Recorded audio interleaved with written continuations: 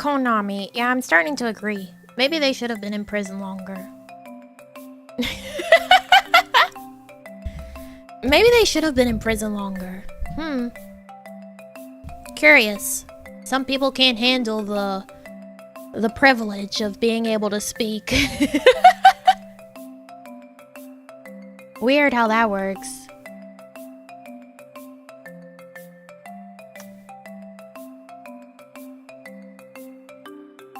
They don't know how to behave. Don't lock me up, please. Behave. That's always the rule here, though. No one's safe. Bad behavior is a death sentence.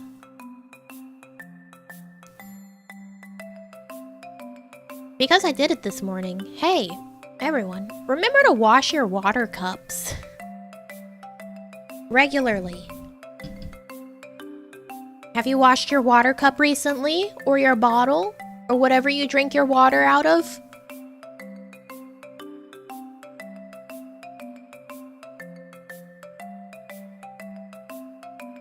Every day? Like once a month? You should especially do it whenever you've been sick, because then you're just drinking sicky water. I would say at least once a week.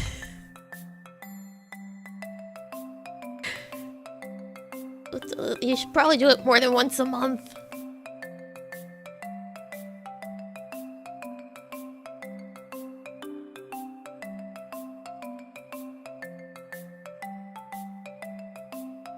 Yeah.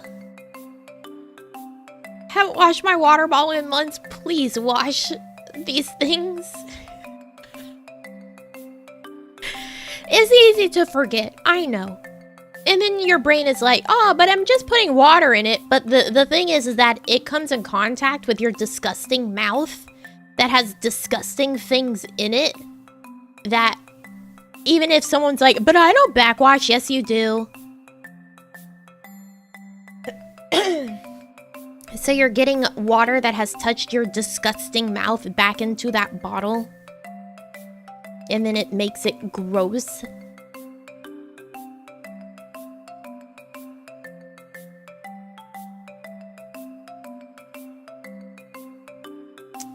Yeah.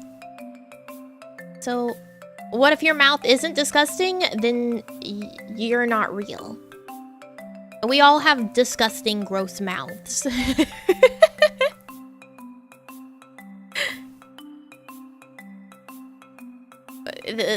A fresh bottle of water every time? Okay. If you are drinking water from plastic bottles, like the disposable type,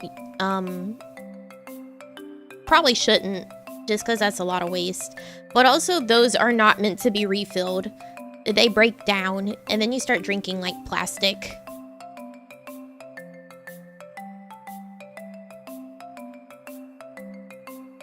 You have to wash coffee mugs too? Yes. Yeah.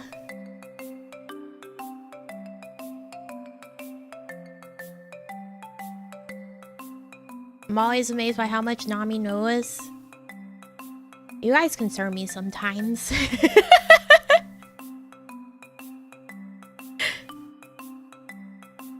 You guys kind of concern me.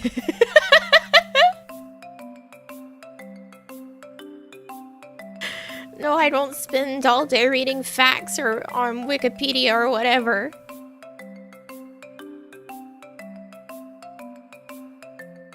I just, you know, I like to know what I'm doing and with what. Ask your sister if she knows that. I can assure you she won't. Which one? The college one or the little one? Cause, yeah, you know, the little one probably won't know it. A college one probably does.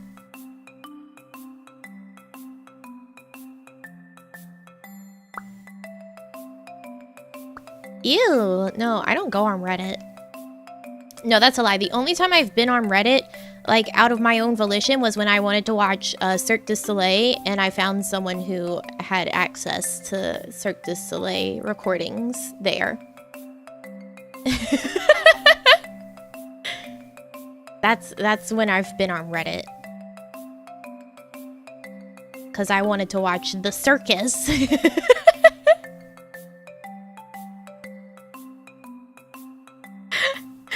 Yeah, a Reddit slime tutorial for Cirque du Soleil. I needed my Cirque du Soleil slime tutorial. You understand.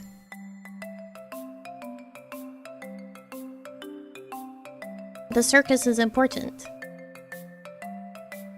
They do have the ASMR scripts. That's, yeah, I've been on there for that. But I don't like Reddit.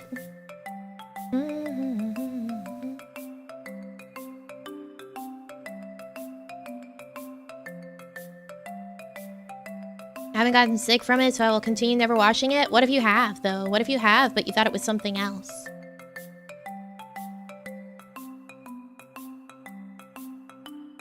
What if you have?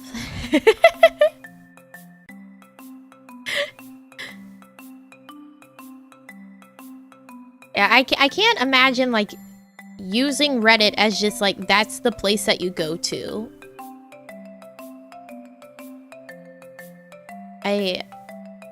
I don't get it. Why would you want to hang out there? Just, like, in your free time for fun. If I'm on Reddit, it's for a purpose.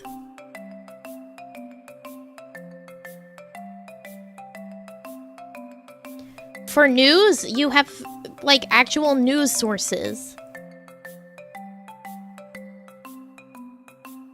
Yeah, I mean, for troubleshooting stuff, that's when you Google whatever you're having an issue with and you see someone else has posted about it on Reddit, and then you look at what happened there.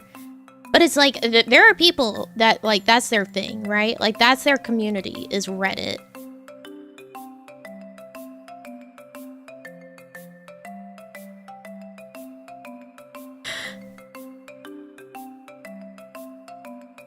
That's their place. This is not a dunk on Reddit stream. The stream has a purpose.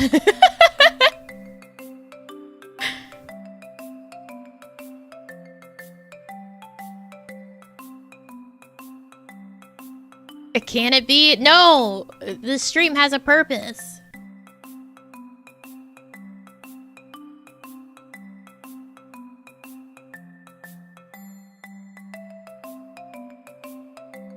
Production Kawaii subreddit is pretty much non-existent, so I guess most of your gym mates agree. Man, we don't want to bother having to post on another fucking place. Nobody uses Reddit. Not any of us, at least. Not actively. I think the only time, like, some of the girls post on it is to promo.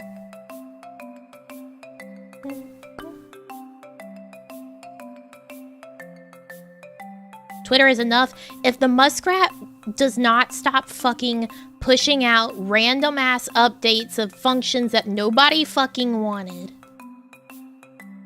And I'm only mad about the tweet views thing because of the fact it moved my buttons. I now have to adjust all of my muscle memory for clicking the retweet button to be slightly more to the right. And that's fucked up. I hate that. Why did he have to put it in the fucking front? What's wrong with him? Not to mention, there was already the functionality to see that. You just had to actually go out of your way to look at it. And nobody did because no one gives a fuck.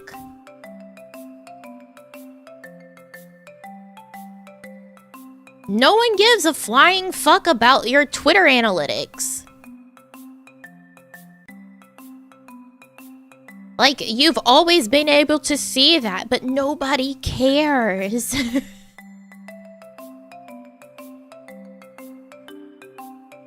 I hate it. I hate the buttons being moved. I hate it so much. You could always check your analytics.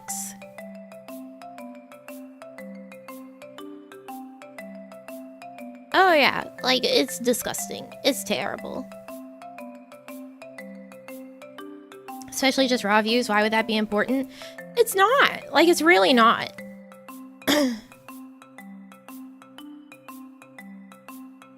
Like, obviously, people don't interact with every single fucking tweet that they see on their timeline. You would be a crazy person if you did.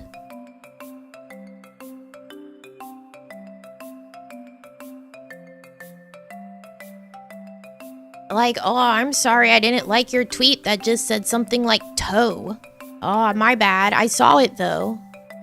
Were you expecting engagement on your tweet that says toe? Sorry.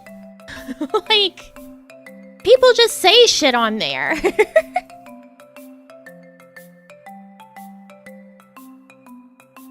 Here, how about, since I'm saying that, I'm gonna tweet toe. Just for you guys. Just for you guys.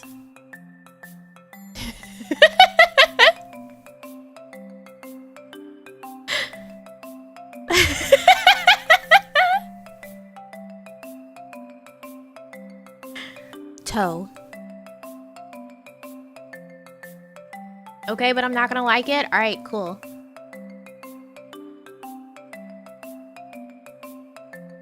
I just made my tea, but I tried to drink it. I put it down. I didn't actually drink. I didn't put it in my mouth. I put it down. I know it's gonna be too hot. I really want my tea, though.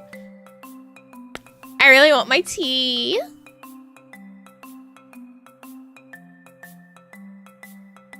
Yeah, of course I did it. You think I'm a fucking no-balls loser? Who's gonna say, I'll tweet toe, and then not tweet toe?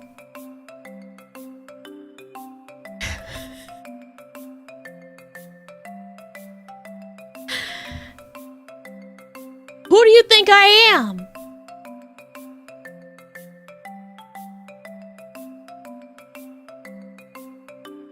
Look, I'll even go, I'll like the tweet replies too.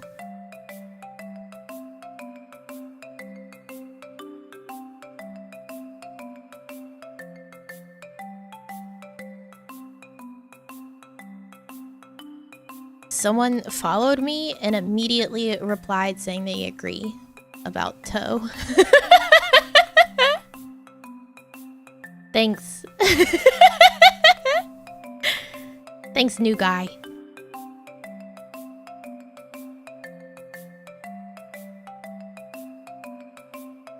Yeah, I got you guys. Look, yeah, ooh, toe, let's go. Yeah. Oh, it's you. Thanks. I was like, they're probably in chat. Yeah, there they are.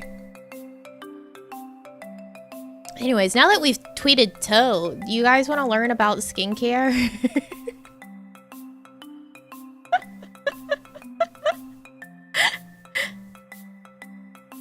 You want to learn about skincare now that we've tweeted toe? Yeah, I guess. Yeah.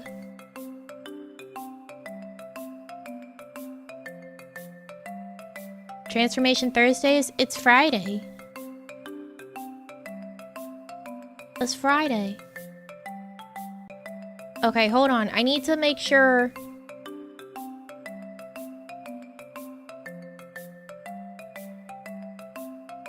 I have to pre-position, because I'm a professional, a consummate professional, as we all know.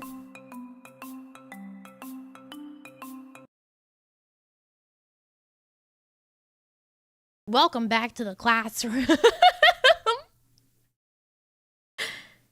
Am I a good size? Should I be smaller?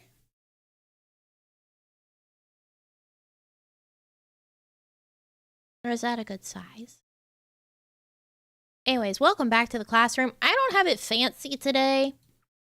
Sorry. Sorry, it's not fancy today.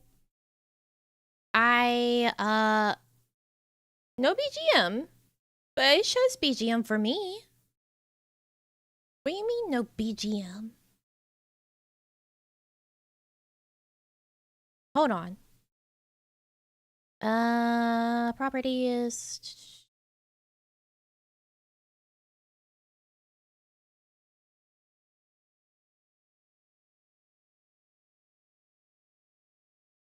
Now?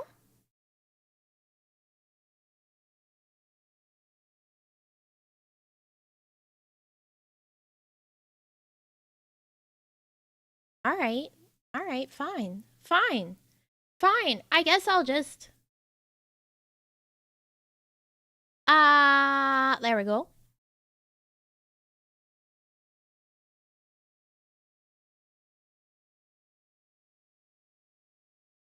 What is my fucking BGM? Na, na, na, na, na, na. Na, na, na, na, na. There we go.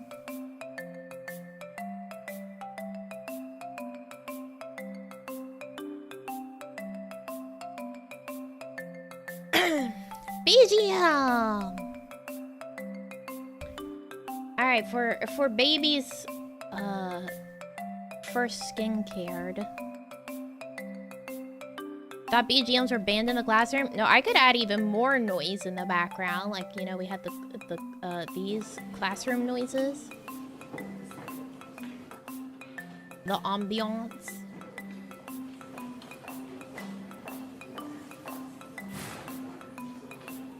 But I don't want that.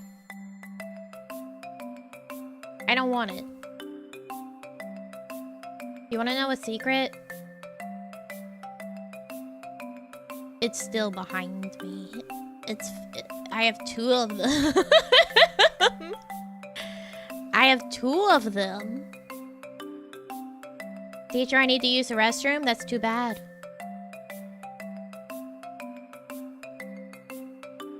That's too bad.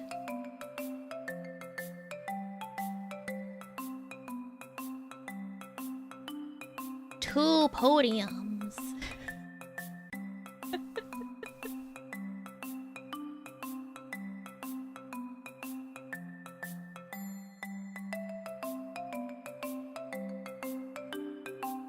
How is the BGM low? Nothing has changed about the audio source. I literally just copied it and moved it into this. Kevin, you're fucking... Shut up. Shut up. Zigzag, thank you so much for coming back to the Chosen Hero. Thank you.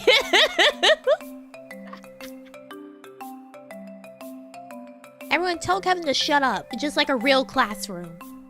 Start bullying him.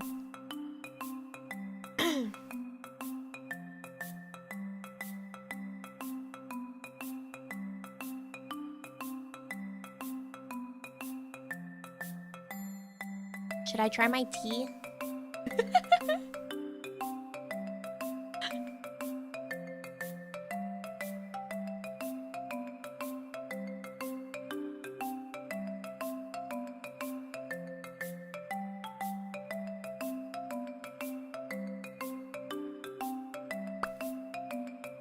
Still hot. I got just a tiny amount to try it, but it's still too hot. I had to put honey in it with a butter knife this morning because there were no clean spoons in the drawer because we had soup last night. And I almost threw the knife in the trash.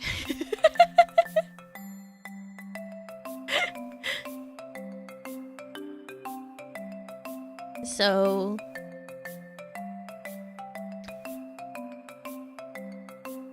it was soup night! Woo, soup! Woo, soup! Anyways. Well, the trash can was open, so for some reason my brain was like, it goes in the trash. Because I kept saying that the trash can was open, and my brain's like, it's primed, it's ready, it goes in the trash. That's not it, actually. That's not where it goes.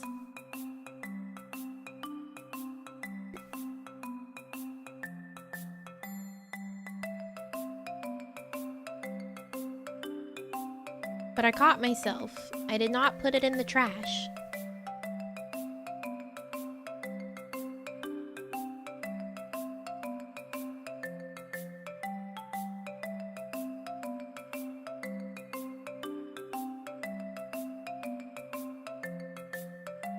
Blam. All right, here's our first bit of information today, all right? You ready?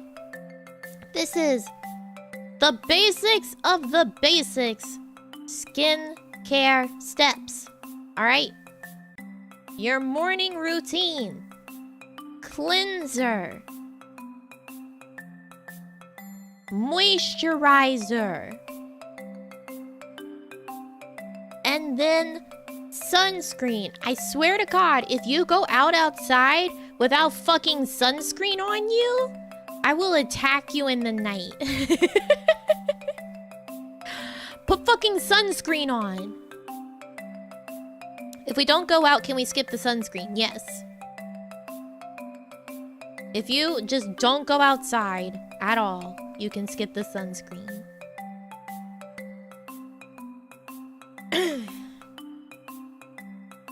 You do still need sunscreen. You can get a sunburn through clouds and overcast weather. Don't start saying that shit to me. Alright, you put your fucking sunscreen on. You put your goddamn sunscreen on. For ants, fine, I'll make it bigger. There you go. Put your fucking sunscreen on.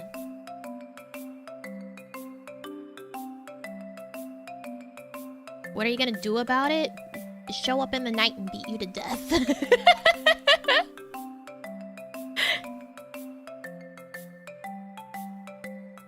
You get sun damage on your skin.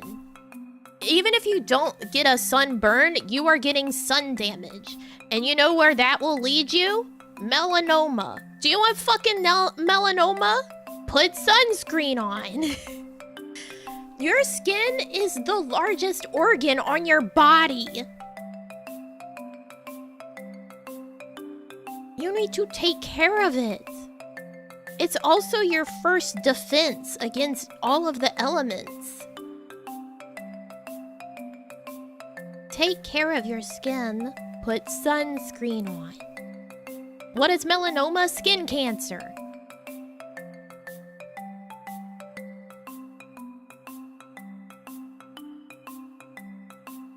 Defend yourself against the sun. It's an evil, giant ball of flaming gas.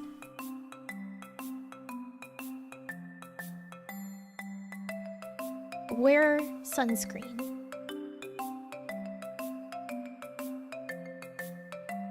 And then your night routine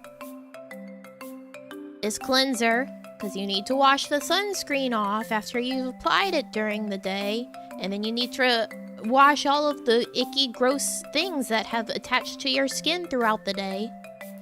Sunscreen smells bad, find one that doesn't. There's scented ones, there's unscented ones, there's especially ones for your face. If you are putting sunscreen on your face, make sure it's a sunscreen meant for your face. And then most of those are unscented.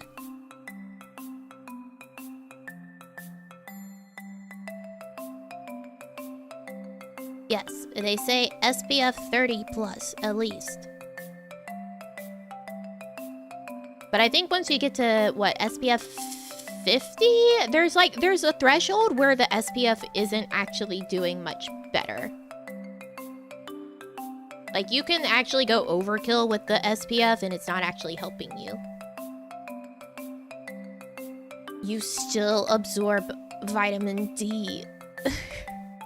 You have the processes for vitamin D even if you wear sunscreen. Wear the sunscreen. I don't think it's 50 that's the cutoff. It might be 100. It's something like that. But there is like a threshold at which like more SPF doesn't actually do more. Onion scented sunscreen. Not that I've ever seen, but hey, if you want to search that out, let me know how that goes. Let me know how that goes. I didn't know I was supposed to wash sunscreen off and I had breakouts the next day. Yes, you must wash the sunscreen off. It will clog your pores and it will cause breakouts if you don't. But also, just going outside, you get lots of icky, gross things that stick to your skin. There's air pollution from all the vehicles that we drive. Those have particles that will stick to your skin, and then it gets in your pores, and that can also cause breakouts. Your environment does, in fact, affect your skin. That's why you need to wash it. So you wash in the morning, you wash at night. You get all that sweat and oil and icky environment particles just off your face. So you don't sit for 8 hours as you sleep with all of that soaking into your skin and causing a breakout. Now, if you are someone who has specific concerns for your skin, this is where you do your serums, your toners, your essences, your treatments, whatever that may be. If you don't have any concerns that you're actually trying to target, you probably don't need these. This is like if you have, you know, like if you do have a breakout and you want to put on a little salicylic acid spot treatment, this is where that would go. Or you have some congested skin, so you're going to do a little bit of acid exfoliation. This is where that goes, that sort of step. And then you finish up with moisturizer. Now, when you moisturize at night, it's best if you have a heavier, thicker moisturizer. And you want to really get a nice layer of that on so that it soaks into your skin all night. You can use a lighter moisturizer during the morning and a heavier one at night, or you can use the same one. Exfoliation is at night because if you're using an acid exfoliator and then you exfoliate in the morning, most of those are reactive to the sun. And you can get a chemical burn by going outside in the sun if you use an acid exfoliator in the morning, so do not do that. Begging, pleading, don't do that.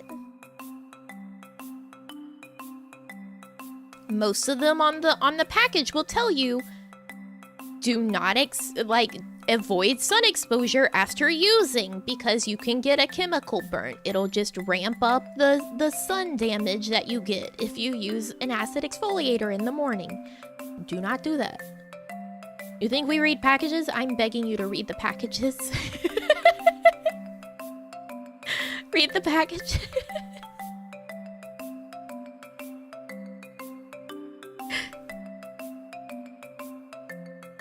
If you have nose points, you do that before the moisturizer? What do you mean nose points?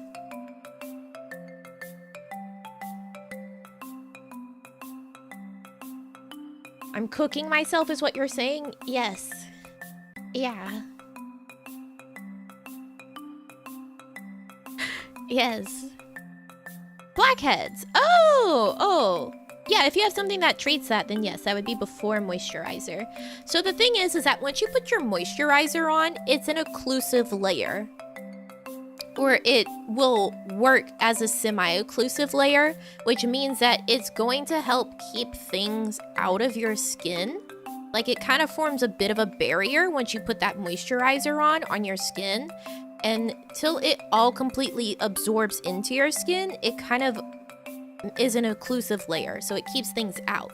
So if you put your moisturizer on and then do like a treatment, that treatment isn't going to be as effective because you have a layer of moisturizer that's stopping that treatment from fully absorbing.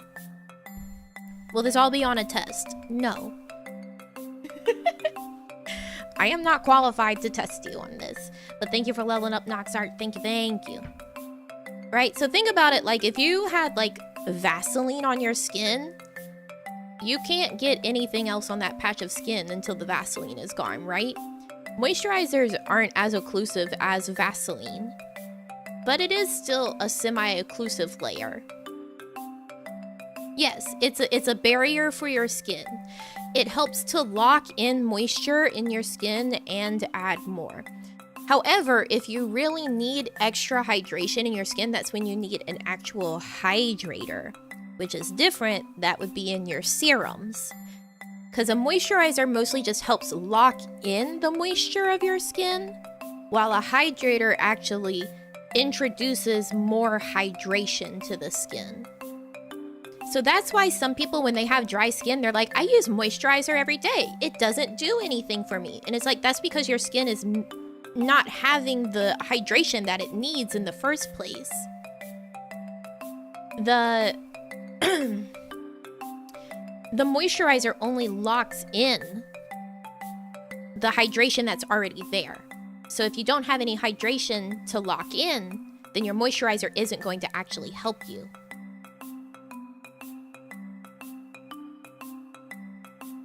Is moisturizer equivalent to lotion? Yes and no. You don't want to put a normal body lotion on your face. Your face has much more sensitive skin. You want to get something that is specifically marked as being for your face. Whenever you use anything on your face, it should say it's for your face. Especially if you're someone with more sensitive skin. Some people I know can get away with like using the same soap that they use on their body, on their face, and they're fine. It really depends on your skin, but I would highly recommend getting something that's actually marked for your face. For your face. A lot of times also just because of the fact that you're going to be having it near your eyes, and stuff on your body is usually pretty heavily scented, right? So like a lot of body lotions have a lot of scent to them, and that can irritate your eyes pretty badly. And other ingredients that might be in a body lotion that is fine because it's on your body and far away from your eyes could irritate your eyes. So that's like the major thing that you have to think about. Anything that's going on your face is also going near your eyes. So you want to be careful about that. Your eyes are very precious. Don't get things in them.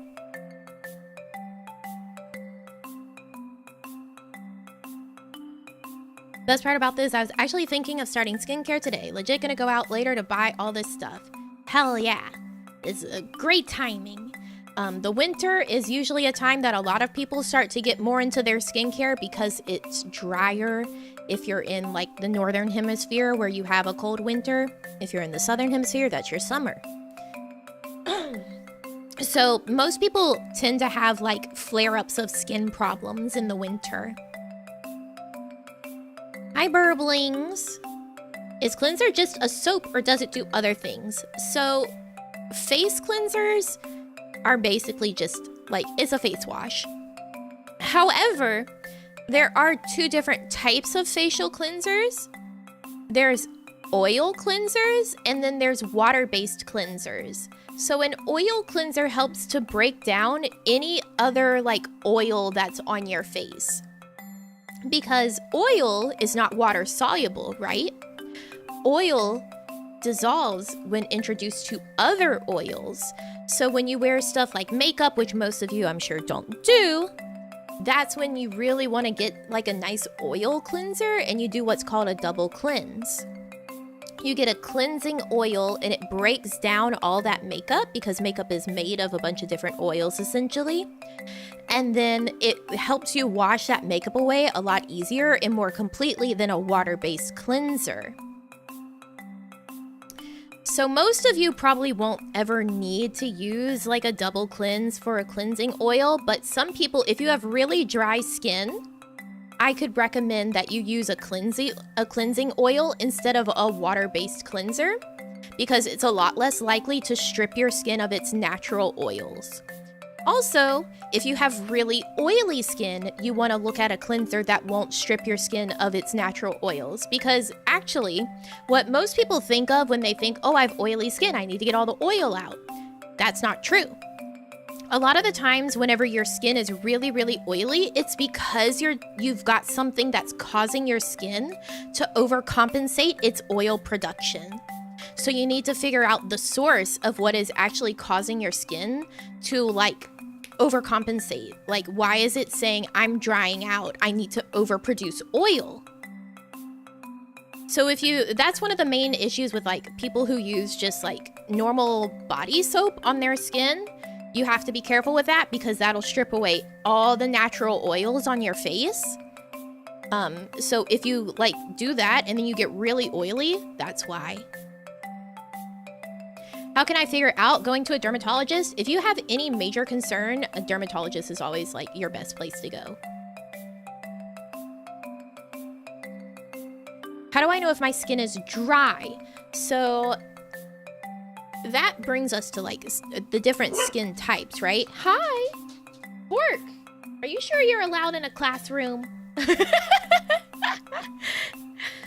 So you have oily, dry, and combination skin, right? Those are your three main skin types whenever it comes to texture. Obviously, oily, you'll be someone who has a bit more like natural oil in places in your like T-zone. So that's your forehead, the bridge of your nose, and then also your the apples of your cheek will usually be a bit more oily. Some people also get more oily eyelids. So if you have like greasy eyelids, you're probably an oily skin type. If you have dry skin, you typically will have more like flaky patches being an issue. Let me get a sip of tea, my throat.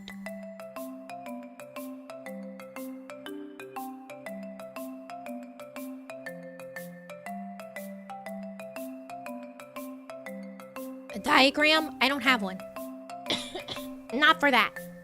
Anyways, so if you have dry skin, you'll have more like flaky dry patches, right? You'll see, like if you look closely at your skin, you'll see, you might have like zones where you see like skin lifting up a little bit in some spots. That'll usually especially be like on your nose and like the creases of your nose, around your mouth, your chin. Areas like that are where you tend to get driest.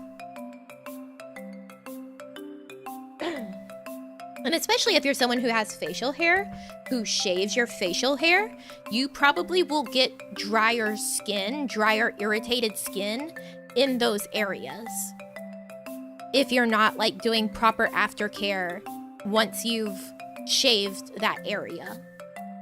If you shave your face, you should be putting moisturizer on after you shave.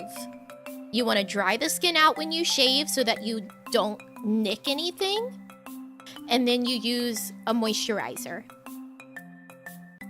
I put oil in my beard. That's good. That's good because that will also get to like the skin underneath and help keep that hydrated. Because that's another thing, right? If you have like a beard or a mustache and it's covering up that skin's not getting any of the hydration that the rest of your skin is getting from any products that you put on. So you need to actually make sure to pay attention to that skin as well as like your neck. You want to bring your facial like skincare products down to your neck as well.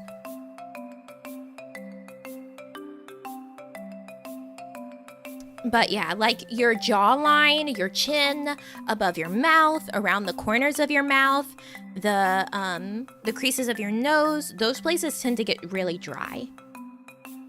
Same with sunscreen, yes. And some people, they'll have drier under eyes, and those are the people that you want to use like an eye cream at night just to help get extra hydration into your under eyes. Because that'll help with like aging down the line. If you care about wrinkles, then that'll help with that. If you don't care about wrinkles, you probably don't need to care about it too much.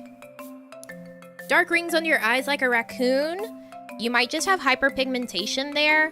You might have thin skin there where you can see your veins, or you need more sleep.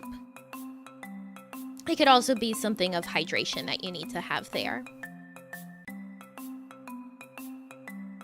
And as usual, I'll say hydration starts from within, right? So if you are noticing like dry problem areas on your skin, please make sure you're actually drinking enough water during the day. Your skin is your largest organ, right? So it is also affected by what you eat and what you drink, and any stress and lack of sleep or anything else that you've got going on. Your skin is probably going to be one of the first things to show that something is like not quite balanced in your body, because that's our outward barrier. And so if it's been weakened by something not happening properly within, then you're going to see it being affected by it's not going to have as strong of a defense anymore against stuff. So you'll tend to like break out more, or you have more dry patches, stuff like that. So make sure you drink enough water. If you eat like garbage, I'm not going to judge you. I also eat like garbage sometimes. It just be like that. But water is extremely important.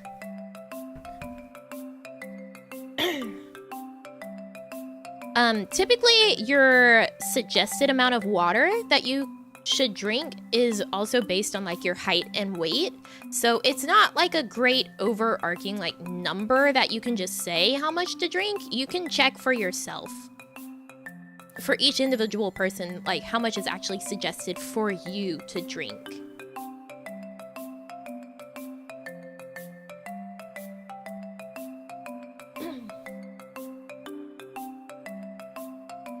So be sure to do that. Now to go back to the actual skin types, combination skin, right? That's whenever you have both oily and dry skin. It is possible to do that.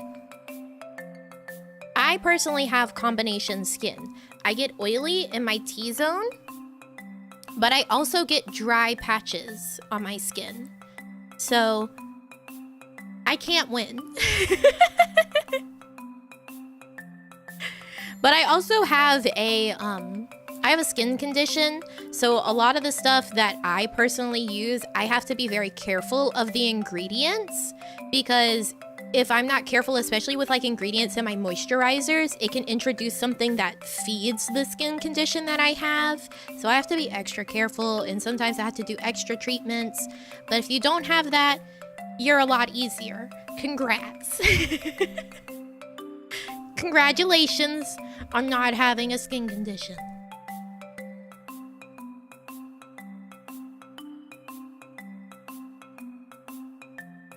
Congrats on winning.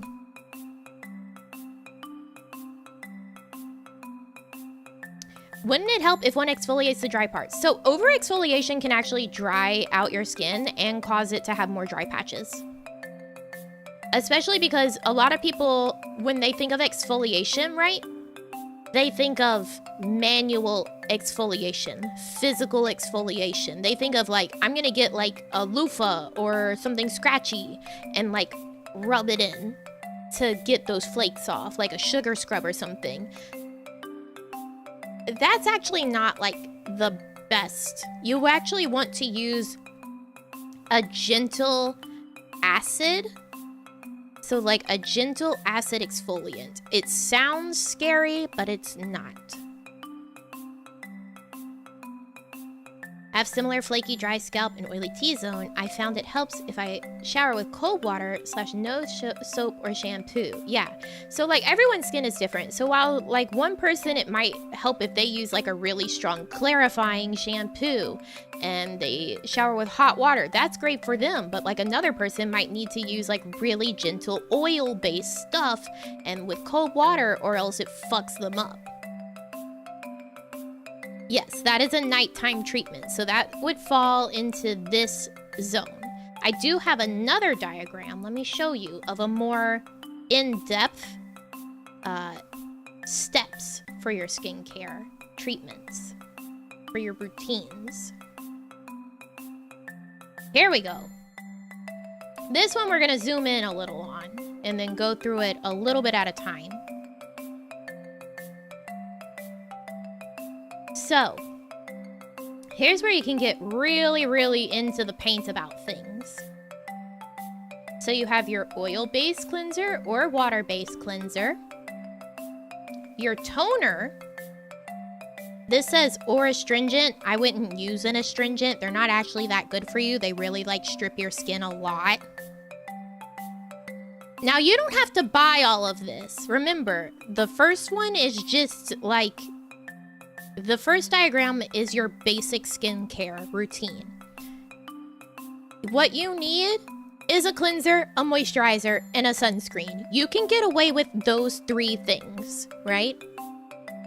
As long as you don't have any other, like, specific concerns that you have, you can get away with a cleanser, a moisturizer, and a sunscreen. Okay? Don't get overwhelmed. You can do just a cleanser, a moisturizer, and a sunscreen because there's so many different cleansers and there's so many different moisturizers, and those also help to target whatever your skin type is and certain concerns are, right? So like I said, if you have more oily skin, you might want to actually, like if you have really oily skin, you might want to use an oil-based cleanser because it could be that you're stripping your skin of its natural oils, and so it's overcompensating and over making oil. And that could help bring your skin back in line. Or you use a really gentle, non-stripping water-based cleanser. And so your skin starts to just recognize that it's keeping its oils. It will take time. That's another thing. Anytime you introduce a new skincare routine or a new product into your routine, it takes time. You're looking at like a month before you can really tell if these particular products are doing what you want them to do. You have to give it time to work. And if you've never done like proper skincare routines before, you're very likely going to have what is called like purging. And you're going to freak out. You're going to flip your shit. You're going to think that something is wrong, that these products are fucking terrible, because you're probably going to end up with little breakouts, right? Because you have shit that's just sitting under the surface, percolating, waiting. And then as soon as you start that skincare routine, you're like, hey, we're clearing all of this out. And then you'll have things come to the surface all of a sudden. And you'll see what looks like, oh, this thing's making me break out. Or this shit sucks. I'm breaking out and I've never broken out before. It's probably just purging.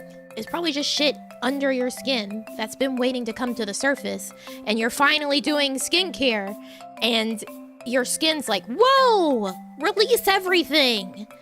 And then everything gets released. So you have to power through. I would say use it for at least 2 weeks. That's about how long like purging can take to get through, 2 to 4 weeks. And then if it's not clearing up, then it may be one of the products you picked is actually like causing a breakout. You're having a not great reaction to it. If you have like a rash, stop everything, right? If you have actual irritation in response to one of your products, stop immediately. Do not use it more. Do not go for the full month. You stop, okay? I'm talking about if you have like acne spots pop up. It's probably purging. Give it a little while. If it doesn't stop, then you take away that product from your skincare routine for a little while, and then you see if that clears it up.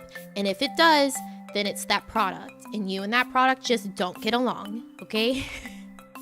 That's why typically it's best to introduce only one new product to your skincare routine at a time. Because you want to make sure that if you introduce something new, you know that anything new happening to your skin is because of that product instead of the 5 new products that you added to your skin.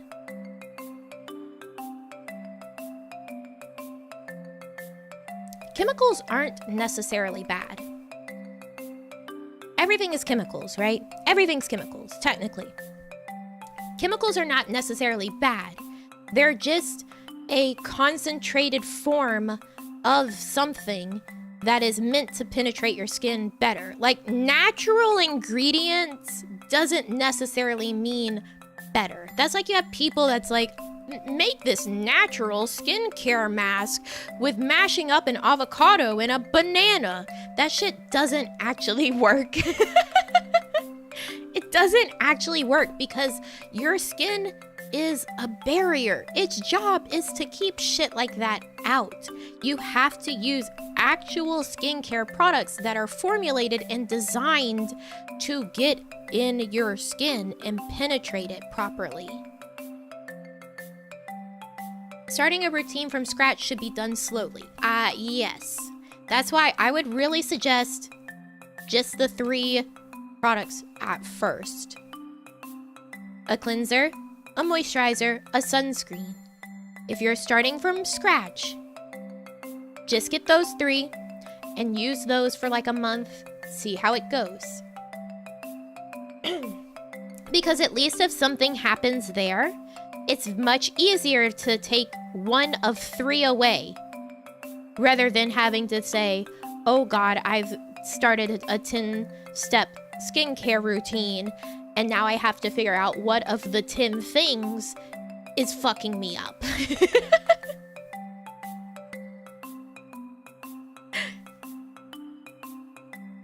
So you have a lot less trial and error in figuring out what of 3 things is bothering you versus like 10 things bothering you.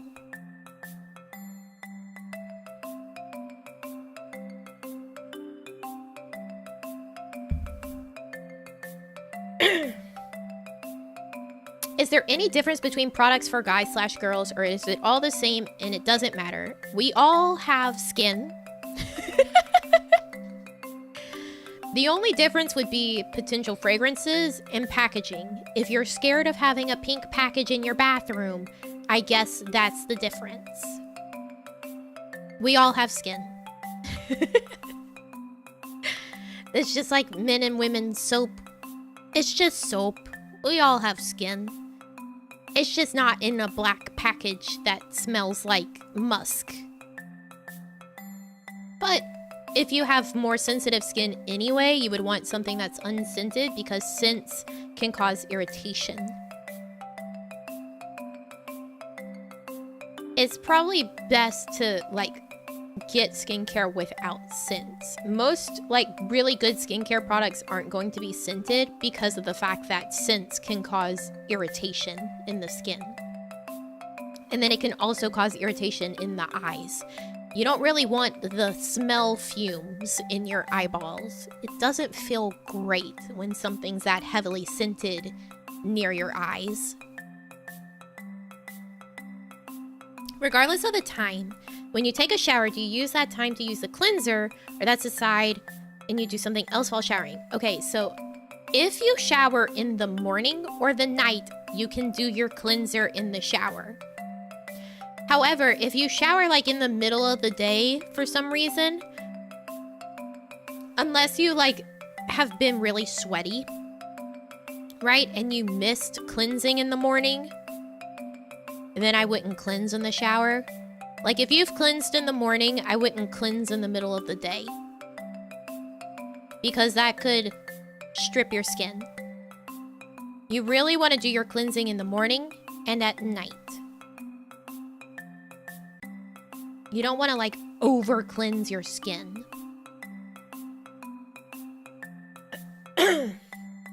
Yes, those are cleansing oils. That is an oil-based cleanser. That is what you want.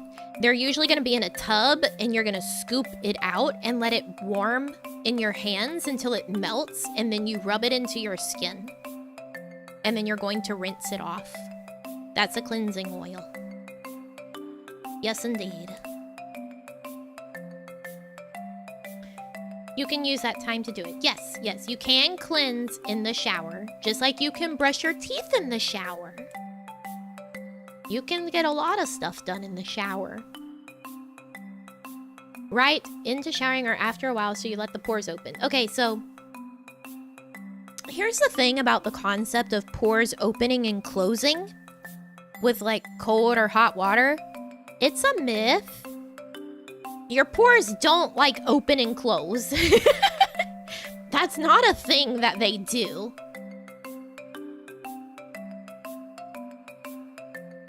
So do it whenever.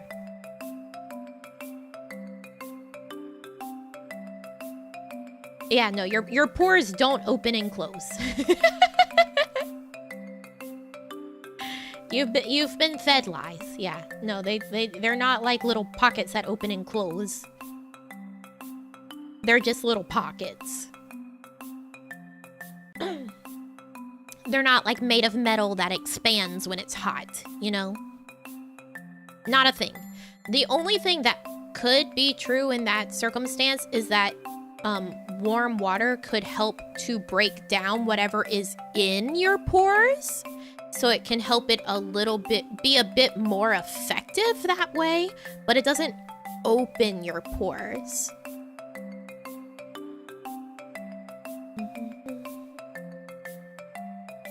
I fall deep into the camp of washing my skin too hard, turns me into an oil fill. Yeah, you probably want to try out a cleansing oil then.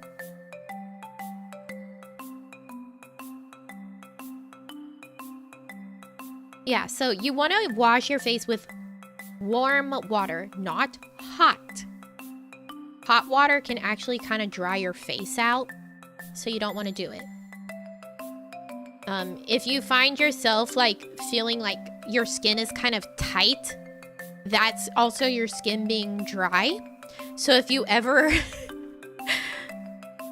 feel like, oh man, my skin feels kind of tight, something has stripped your skin of its oils or it's been dried out. Like when you feel like that, when you get out of like a really hot shower, you've dried your skin out. Just letting you know, that's what that feeling is. Tight skin is dry skin.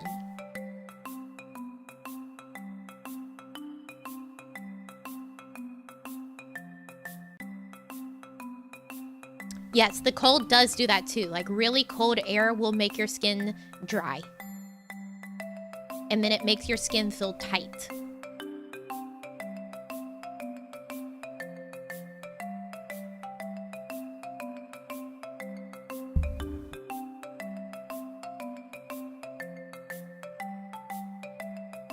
Okay.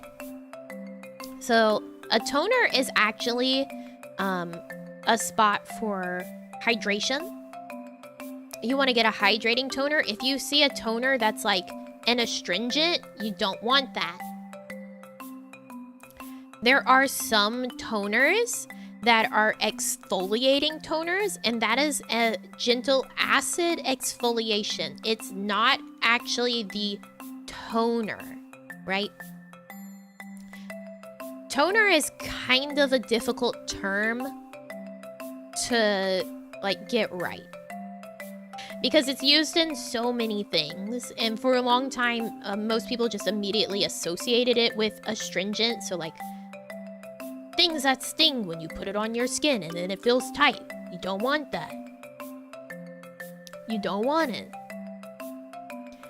A good toner is actually a hydrating step.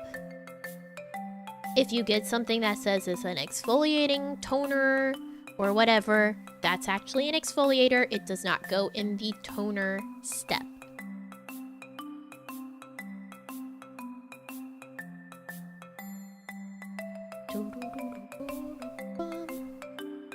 But it does go before this, right? So this step is sort of, should be 2 steps in my opinion. Because if you're using a hydrating toner, it goes here. And then if you use an exfoliant, it goes after. So I guess that's why they say toner or astringent, but I don't like the term astringent because you don't really want to use an astringent. If you're using an exfoliator, you'll see that here on the nighttime one, right? Because you're not going to do that in the morning. So exfoliator, nighttime. It goes in the same step. But I would also suggest if you have a hydrating toner to use it in the nighttime as well. Examples of real toners. Let me grab one for you.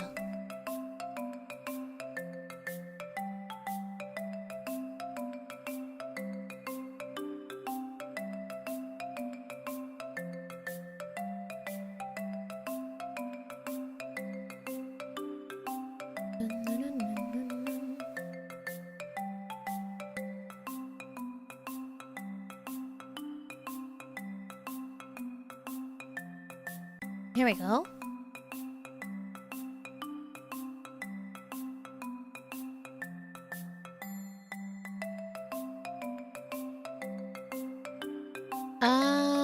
Can I just get this as an image, please? An image? An image?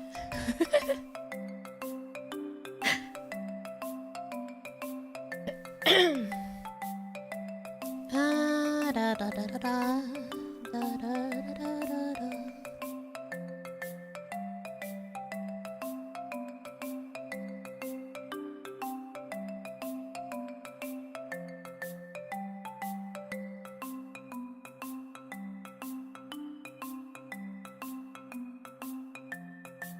So this is Clarins lotion, the hydrating toning lotion, right? So this is just an extra hydration layer. So this is what I was talking about before with a moisturizer does not actually introduce hydration to the skin. It just locks in the hydration. So this is a hydrating step. So your toner is a good place for a hydrating step if you don't have hydration in something like a serum or a face mask that you might do, which face mask once a week. All right. Same thing with exfoliators. You really only want to do it like twice a week. Those are not daily steps.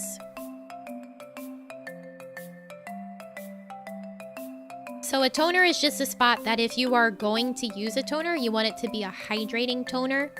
Or if it's at night and it's an exfoliator, then it's a gentle acid exfoliator.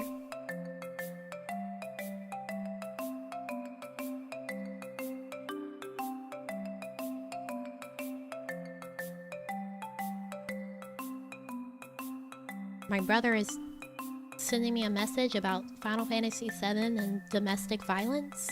What?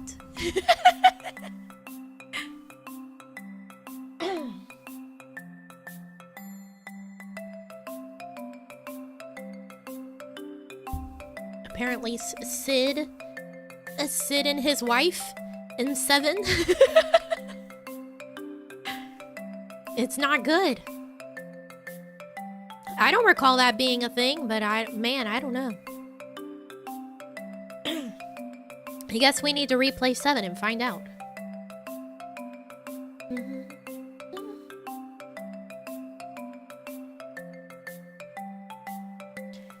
Thought you had to exfoliate daily. No. Exfoliating daily is a good way to strip your skin of oils. And it's a good way to cause irritation, right? Both Sid and Cloud are accused. What? What? What? Anyways, back to skincare. This section, the antioxidant or serum, the serum, I would say, my suggestion here is if you want to use like a serum, I would use something like a hyaluronic acid serum because that's a hydrator. Let's just get back to class. Hyaluronic acid is a hydrator. And if you want to use a serum, I would use a hyaluronic acid serum. So you can pick like a toner or a serum for your hydration. You don't really want to like pack a ton of hydration on your face because it won't do more than you just putting more product on your face. Your skin can only accept so much hydration at once, right? Like you putting 1,000 different hydrating products on your face is not going to make it suddenly deliciously plump and never have a dry patch on it ever again from that moment. You're just putting more product and more money on your face. So really, you only need one really good hydrator, okay? One really good overall hydrator. If that's your toner, if that's your serum, that's up to you. That's up to you. And then, where's my image? There it is. Spot treatments. So this is the step where you would be. I skipped so many words. This is B. All right, cool. I'm qualified. I'm qualified to teach. I'm not qualified. This is the step where you would be using something like a salicylic acid spot treatment if you want to apply it directly to a breakout.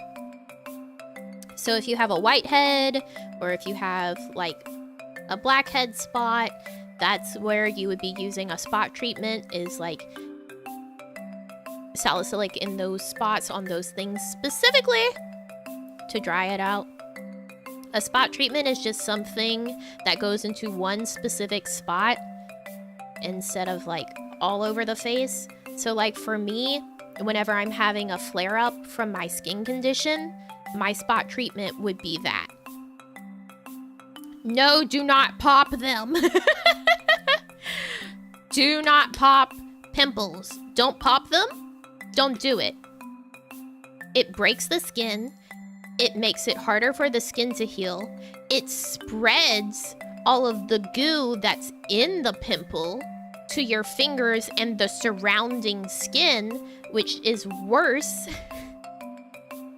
You're getting the goo that made the pimple in the first place on your skin. That's not a good idea. If you have a pimple, get pimple patches. Dabbing it with rubbing alcohol after popping it is also not a good idea. That is just drying out the skin surrounding it. Do not put rubbing alcohol on your face.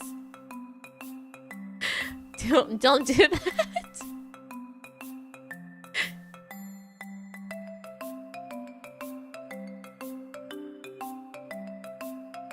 Yes, you don't want to actually touch your face a lot. Beyond the fact that your fingers are coated in extra oil, right? Your fingers touch a lot of disgusting, terrible, germ-covered things. And you don't want to put that disgusting germ shit on your face.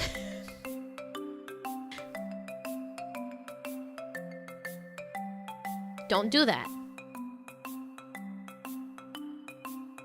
Yeah, the oil is only vaguely important. It's more of the fact that you touch everything with your hands and you don't want to get all of the bacteria onto your face. Another thing that a lot of people don't think about, wash your pillowcases every 2 to 3 weeks.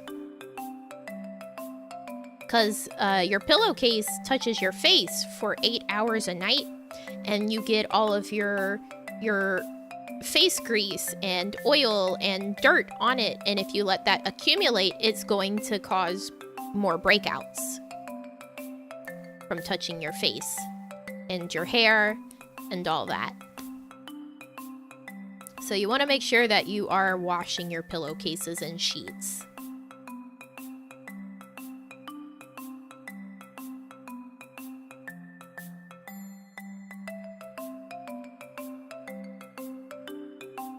About 5 hours. Okay, well, whatever. Whatever.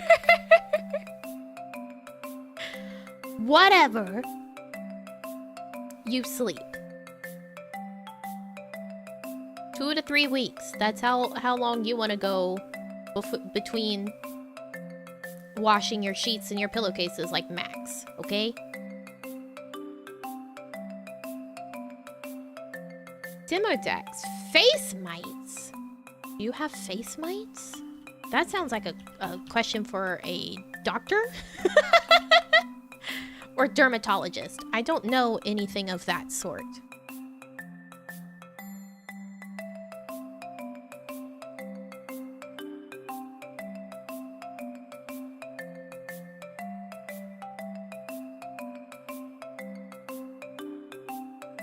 But they affect us differently.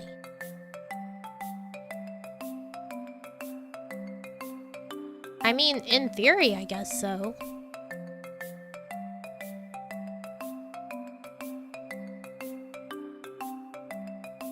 but I would assume that if they're an actual problem, there's something that you would need to get a diagnosis and a proper treatment with. Because when I look it up, it does say, like, if you have it, talk to your healthcare provider rather than everyone has a little bit of face mites. So maybe talk to your doctor if you think you have face mites.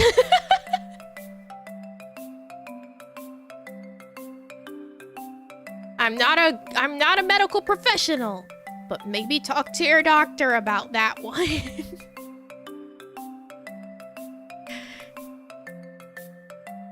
If you're concerned about your face mites, maybe talk to your doctor. I don't think that can be treated with a skincare product.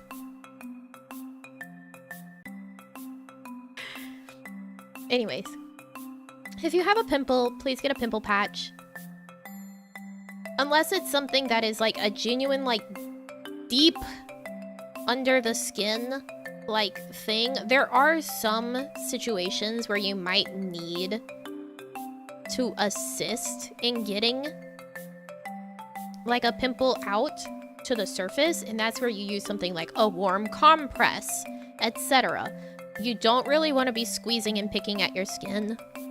1, because your fingers are probably gross. 2, because you're going to spread the bacteria that's causing the problem to other places on your skin.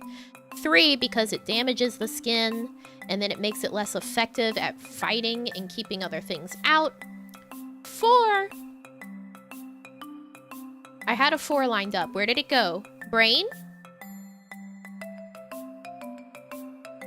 4, because you can cause things like acne scarring and hyperpigmentation if you pick at your skin and breakouts. You don't really want to do that because then you have to spend time fighting those things after you've caused them.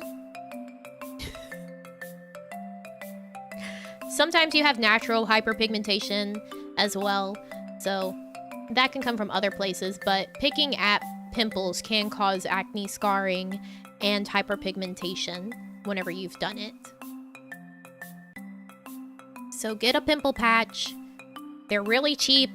They're really common now. You can get them at, like, anywhere. Glasses do affect the skin it touches. I wash my glasses with Dawn dish soap, probably at least once a week. Usually more, because my eyelashes are really long and I do get slightly oily eyelids, and that ends up on my eyelashes, and my eyelashes touching my glasses will put oily streaks on my glasses, and I can't stand it. So I will wash it with Dawn dish soap with some lukewarm water, and then I wash the rest of my frames that touch my face, especially like the nose pads and by the ears.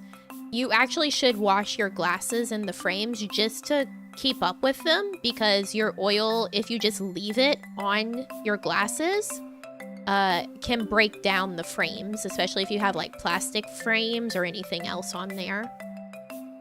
So you should be washing your glasses, yes.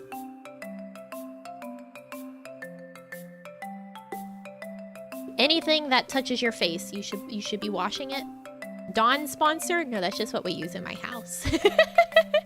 Any sort of dish soap. Yeah, clean the frames as well. Those touch your skin and face and everything else. Clean the frames, not only just for your skin, but also for the longevity of your glasses. It'll help them stay better longer.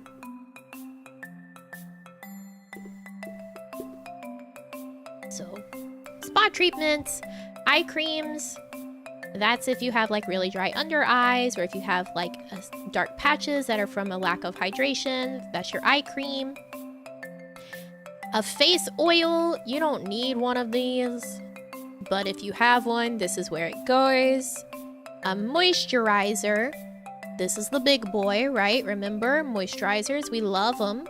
We use them. And then you have Heavier face oil, again, not necessary. If you want one, you can get one. But unless you know that you need one or it's going to actually help you, you don't need this. You don't need this. And then sunscreen, you do need this. Get sunscreen. And then, do you guys wear foundation or base makeup? That's your step. When I went to a dermatologist and told her I never took care of my skin before, she saw me with disgust. I usually just wipe them down with any extra alcohol wipes I have around. That also works, yeah. You just want to make sure that you're washing your glasses every so often.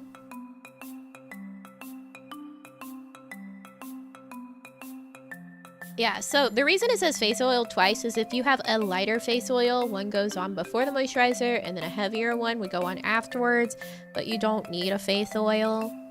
You don't need a face oil. These also aren't all the steps that you could possibly have. Like, I have a niacinamide powder, which if you are an oily person and it's not just from stripping oil in your skin, niacinamide is really good for controlling oil production. So all the oily and combination folks out there, you might want to get a product that has niacinamide because it helps to control oil production as well.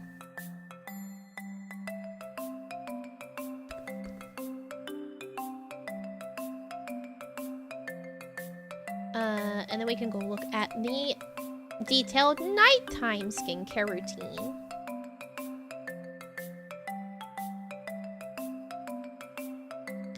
So, nighttime, if you wear makeup, this is where you would use your cleansing oil as well. You would let it sit a little bit longer to help melt the makeup, but that's where you would go. If you do that, then obviously you follow it up with the water-based cleanser. If you don't wear makeup, you just need the one cleanser. You don't really need to double cleanse, but you can if you so desire. I won't stop you, I guess. Then you use your exfoliator. That is 2 times a week. How long does this all usually take? It depends on you and how many products you use, right? If you have just the 3 of the cleanser, moisturizer, sunscreen, it doesn't take very long at all. If you have more products, then it takes a little bit longer, but you get more in a rhythm of like applying them.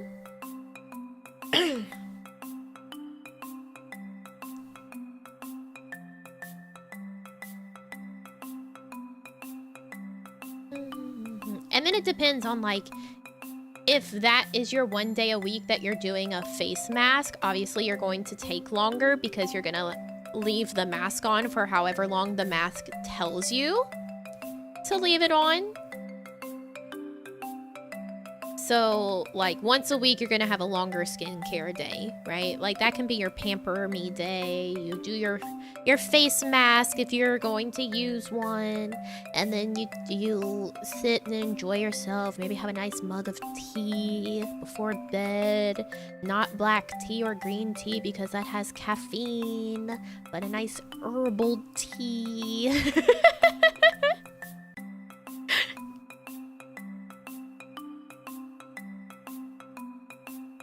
Face mask while sweating doing my Overwatch dailies.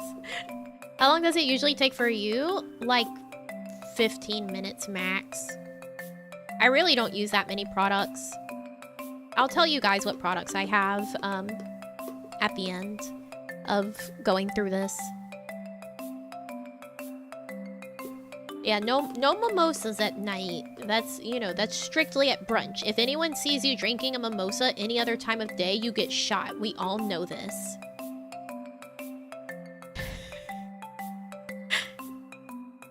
Are face masks useful? They can be, yes. Peel off masks don't really do anything. Clay masks can be helpful because they also assist with oil production. So a clay mask is good for taking away excess oil off of your face without stripping your face. So again, a clay mask is something I would recommend for like oily or combination skin, not for anyone with dry skin. You don't need a clay mask if you have dry skin. It'll only make your skin drier usually, unless it's like, for some reason, specifically like a hydrating clay, but there's better mask for dry skin than a clay mask. If you have combination skin, it's better to put the clay mask only in the places that you get oily. What's your opinion on charcoal stuff? I think it's kind of irresponsible to not warn people that any product that has activated charcoal can affect medications that you take. If you were on medications that you're prescribed, talk to your doctor before you use any activated charcoal product, because the charcoal can seep into your bloodstream through your skin and it can deactivate the medication that you use. If you ever overdose on certain medications, the treatment that they give you at the hospital is they give you charcoal because it helps to neutralize that medication. So please talk to your doctor before using charcoal products if you have medication that you're prescribed. Nobody talks about that, and it's a real problem, in my opinion, that you could be neutralizing medication that you need by using a charcoal product. So don't just buy into the charcoal fad. Check on it first. If you have to take medication, check on it with your doctor about whether or not you can use charcoal products. Yes, yeah, it's kind of fucked up that it became such a fad, and like, I did see some people saying like, hey, if you, like, before you use this charcoal thing, if you use medication, you should think about that. But like, it just became like a really big fad, and a lot of people don't know. So be careful. Be careful. It's also one of the treatments that the military uses on gas agents that can be absorbed through skin. It's very strong. Yes, charcoal is incredibly good at what it does. So I would not use charcoal if you use any sort of prescription medication that you need to be on.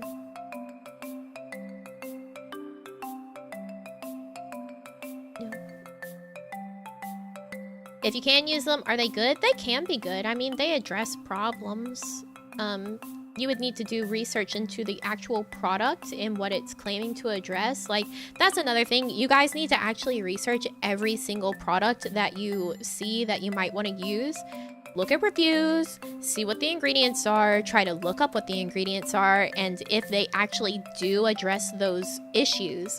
Because the skincare world can kind of be a bit of a wild west out there, where things will claim to do stuff, but like the ingredients that they use don't actually really help, or it'll have other ingredients in it that are more harmful than they are helpful. Like a lot of really cheap peel off masks that like dry and then peel off have a certain type of alcohol in it, like denatured alcohol, I think it is, that's actually not very good for your skin. It can dry your skin out and irritate your eyes, and so they're more like a for fun thing than they are like a proper treatment.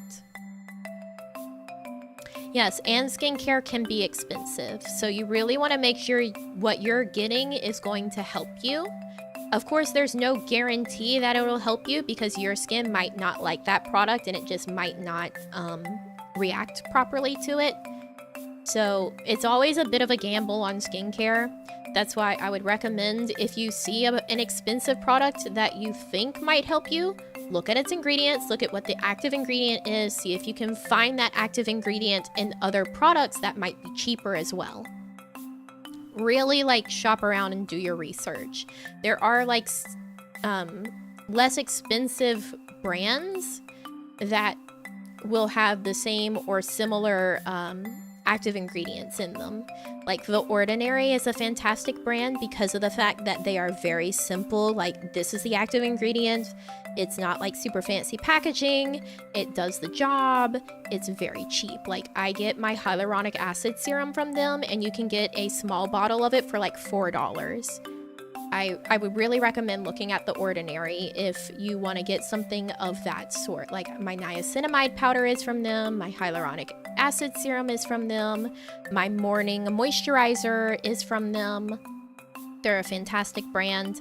They also have skincare, like a skincare regimen quiz, I think it is, where you can input like your concerns into the quiz and it'll spit out like suggested products from their line and what order that you should do them. Another thing, oh my gosh, another thing, please, please, please check to make sure that the skincare products that you use together won't have a reaction. There are some active ingredients in skincare products that can react together, and you don't want to use those together. Like, there's some acids that are active ingredients that are fine on their own on your face, but you cannot use them with another acid of a certain type because you'll get a chemical burn. You have to be careful. So do your research, do your research, do your research. Check, make sure. A lot of these skincare products, whenever they do have a reaction with a different type of acid, they'll say like can't be used with this sort of acid, so you'll know. But like, always, always, always check. Make sure you know what you're getting. Make sure it's okay with the rest of the regimen that you're planning to use. Stuff like that. Is there a page or a simple way to find that out? You should probably be fine just like looking up the product that you want to use and see if there's like restrictions. Like, try to just like Google to be like, oh, this thing, combination restrictions, or like whatever, like regimen restrictions. See if that'll help you.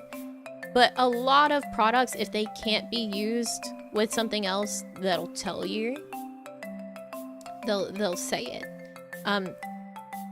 The Ordinary is another really good place to look at that because they have pretty much a lot of their products will be labeled with the active ingredient of what it is, like in the name.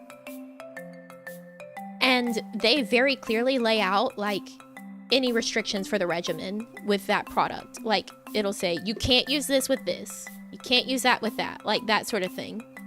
So if you want to use a product that has the same active ingredient as something that's in The Ordinary, you can go look at their website to see something a bit more clearly laid out of like, this active ingredient can't be used with this active ingredient. So reading is actually important in skincare. Noted. Yes, please read. That's like earlier when I was like, please read your products. Please read what they tell you to do. It's not like a hee hee ha ha, I can't read. No, please read what your product tells you to do. I don't want you burning your skin off. Don't burn your face off with your chemicals.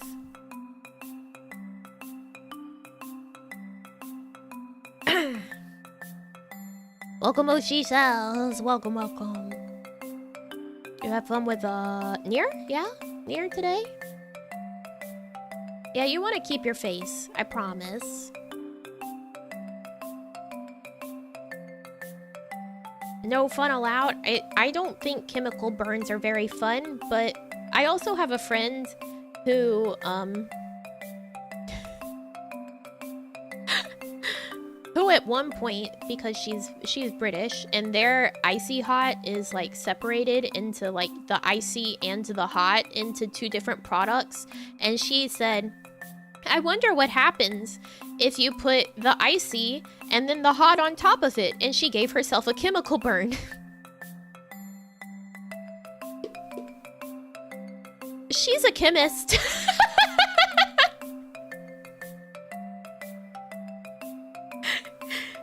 Her degree is like in environmental chemistry.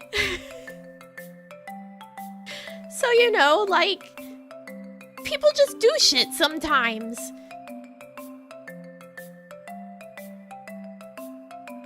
So be careful.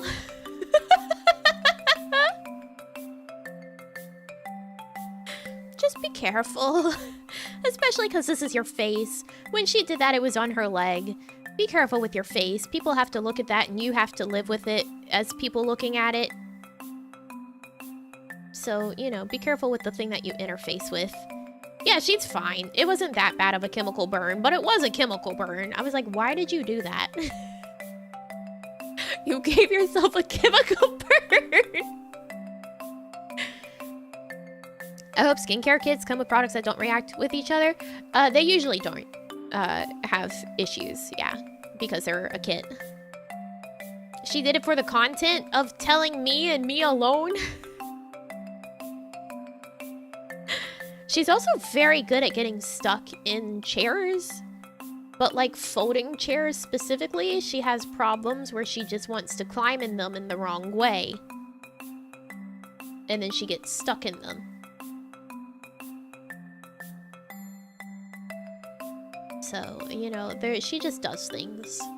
She really just does things.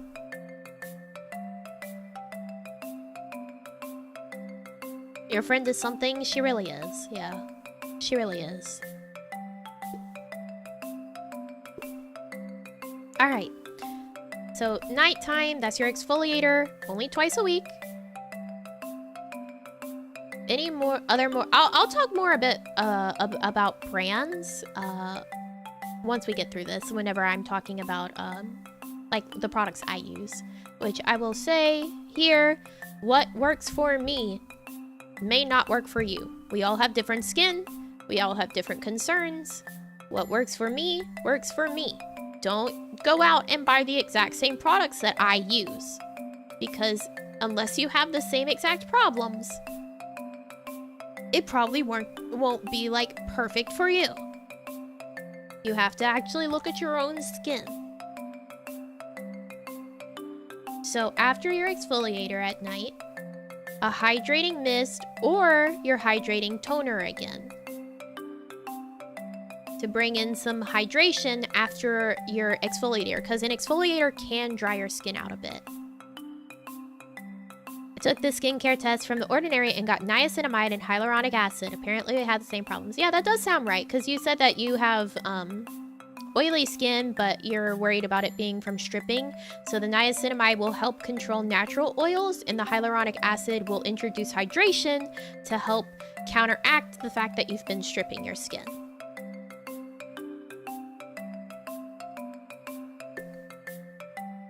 Some products are packaged so nicely and I bought them based on appearance and name alone. They didn't help at all. Yeah, don't just buy the pretty thing. I do have a skin problem on either side of my nose, dry skin and irritation, and it peels. So that could be a lack of hydration, or it could be a lack of exfoliation, or both.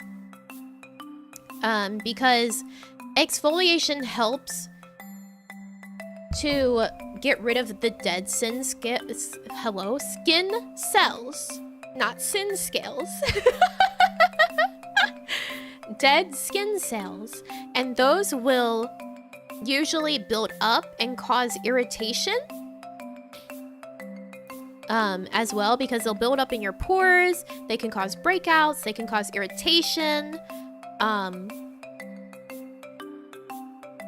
It can cause what's called congestion of the skin, right? So if you feel your skin right now, I would obviously wash your hands, but like this is a really good way to figure out what might be a problem, is actually really getting close to your skin in the mirror and feeling it as well. So with clean hands, touch on your skin and you'll feel usually your nose. If you're lacking exfoliation, your nose will be very congested. So what does congested skin feel like?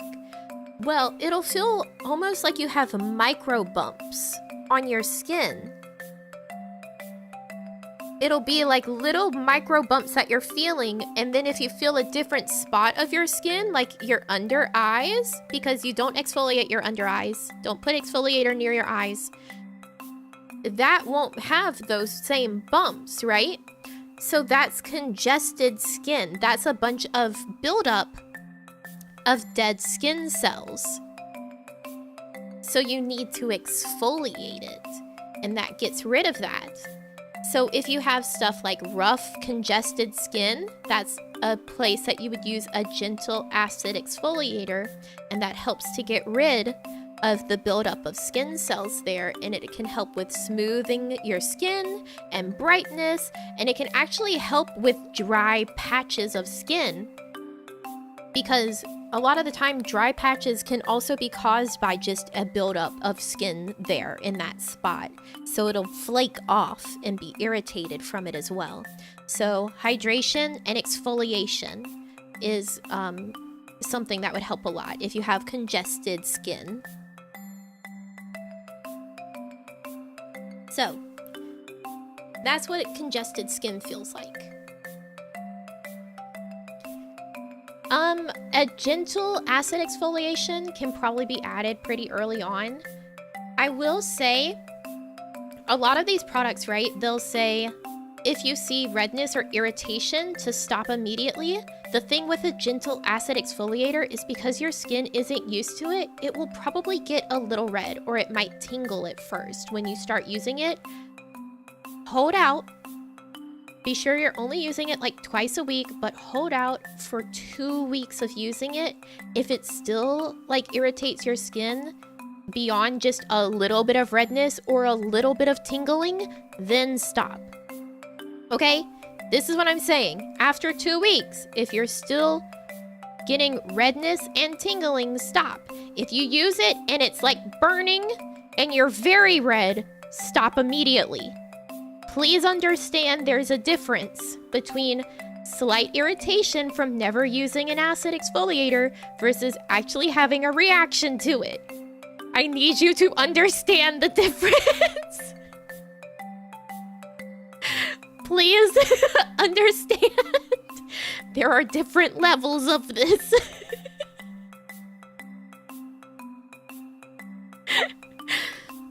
It reminds me of this thing where I saw someone say that they went to their doctor and they were like, if you have this problem, use boiled water to wash your eyes out. And they're like, look at me, I need you to understand that I mean water that was boiled and has since cooled to wash your eyes out. Do not put boiling water in your eyes. This is the same level of which I am saying this. There is slight irritation versus a reaction. Please know the difference.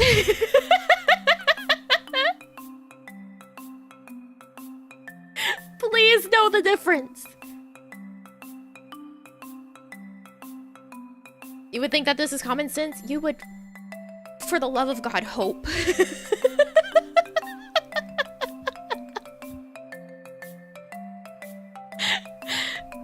But that's also why I'm saying, like, please know, when I'm talking about irritation, to just wait on possibly clearing up. I mean this, and not this. This is a stop immediately sort of thing.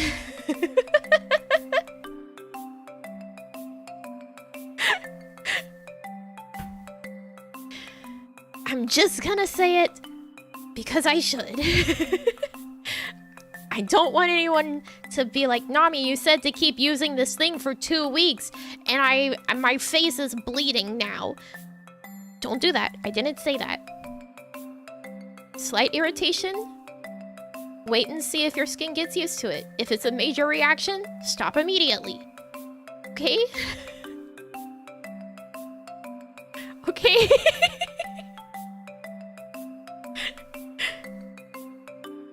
Should put a disclaimer on the stream.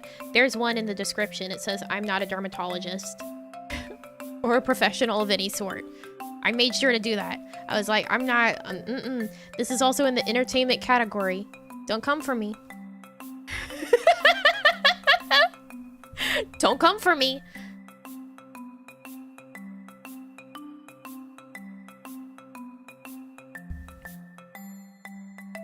Yes, testing on a small spot is also very helpful.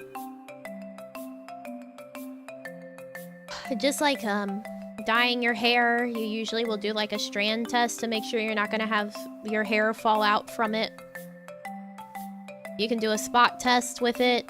The only thing is, you should do your spot test on your face somewhere, not on like your wrist or something, because your face is usually more sensitive than the skin elsewhere on your body. So you want to do your spot test like maybe at the corner of your jaw or something, where if you do have a reaction, you can see it, but it's not like directly in the center of your face. Does having long hair affect skin? It can, yeah, because you can have the oil and dirt and stuff from your hair. If your hair is touching your face, you are passing that onto your face. So make sure your hair is either not touching your face or your hair is clean. You ever done the strand test? Never in my life. Who actually does that? Spot test, strand test? Never in my life. I'm balls to the wall, baby.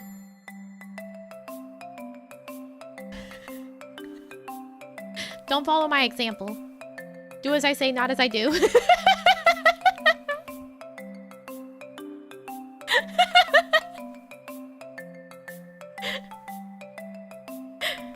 If I fuck up and it's bad, and then I'm like, well, I suffered the consequences of my own actions. I'll learn next time. So, do as I say, not as I do. Alright?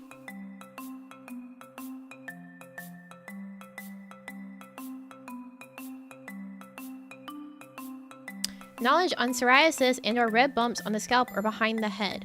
I don't have psoriasis. I have... Okay, so my skin condition is seborrheic dermatitis, which is also called like seborrheic psoriasis, or... There's like another word, but it's the same thing. So that one's like a skin condition where you have the places that produce oil, you will have the condition flare up there. So I don't know anything about like proper psoriasis. I know that it is very difficult to treat with the flare-ups on that, and then like a lot of the treatments are like steroid creams, and then you can get used to the steroid cream and it stops working. So that one's like for a dermatologist to help you with, because psoriasis is a nasty business. But I know like there are people that will do the steroid creams and then their skin will get used to it and then it stops working, or like they'll stop the steroid creams and then their skin clears up, or they change their diet and their skin gets better. Like it's difficult. It's difficult. Skin is a difficult thing. Like, for me, whenever I have flare-ups of my skin condition, I have to use a sulfur ointment on the flare-up spots, because sulfur is actually a good treatment for my condition. So I get to have a really stinky face that day, because I had to put sulfur on my face. Again, if you have no skin condition, you're very lucky.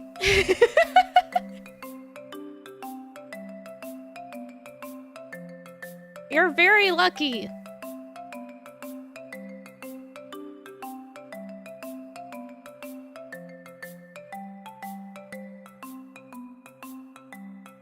Yeah, I get to have a stinky face.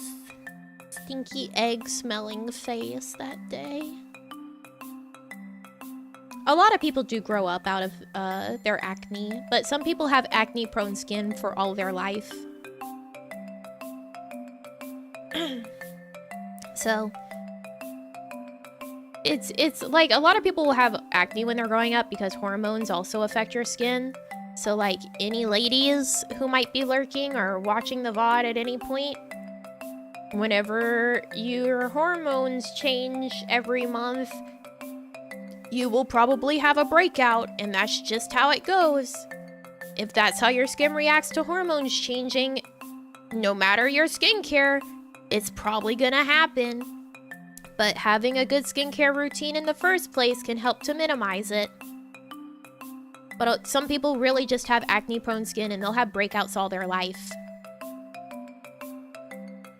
My brother had eczema and had to use shampoo that smelled like a tire store. Ah, yes, the tar shampoo. Yeah, if you have like bad dandruff or like eczema of the scalp, tar shampoo helps treat it. Yes, hormones are a factor for your skin as well.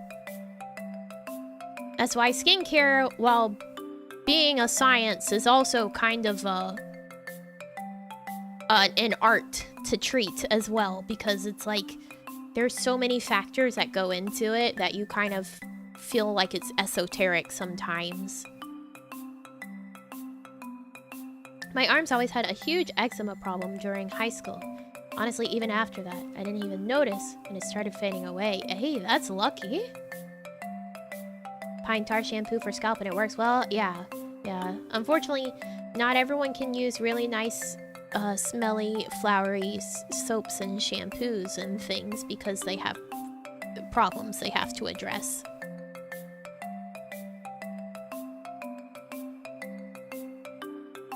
They gave me a really dangerous pill. I had to sign a document saying I wouldn't eat more than... Whoa! That's a scary treatment. That sounds fucking scary.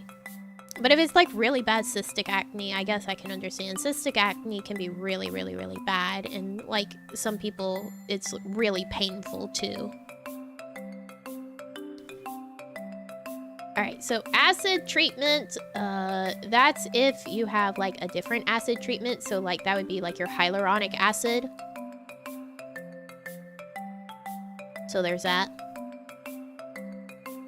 But I will say getting a proper skincare routine does typically help alleviate some of the problems of cystic acne. If you go and look at like reviews of the skincare products, you'll see people talk about how it affects their cystic acne, because a lot of people do try to address it with that, and some people do find relief from their cystic acne by adopting a good skincare routine. So there is topical treatment that can help versus like a medical treatment sometimes. It just depends on how bad it is and how you want to try to address it. I remember hearing horror stories about those TV acne pills and creams, how later on they cause serious and tested. Wow.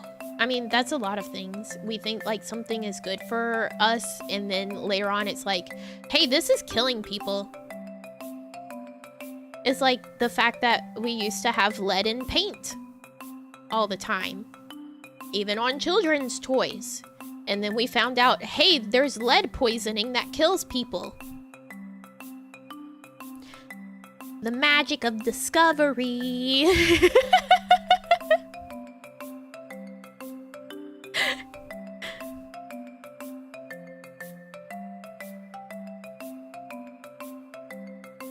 Hard to know what something does long-term to people before you use it.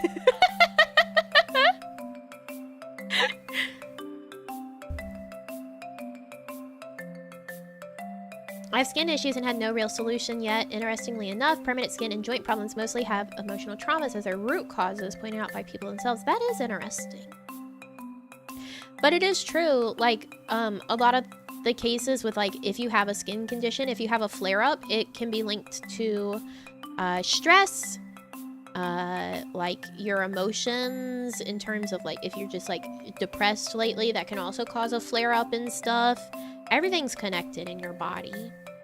So you can't truly, like, only address problems that you have with topical treatments, because everything's connected.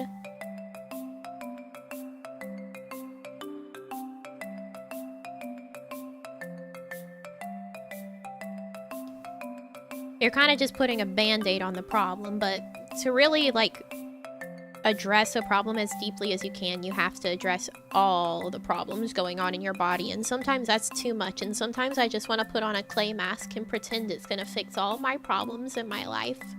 So sometimes we get into our 12-step skincare routine and we just pretend. Pretend. I think that's what some people do. I'm in my 40s now and still get acne, especially my body. Yeah, body acne is very difficult to get rid of. Sometimes almost eliminate it by controlling my diet, which is often easier said. Yes. Yeah, for sure. Putting on your little clay mask and listening to your nice music with a cup of tea, and you're like, ah, this will fix everything, surely. Keep believing.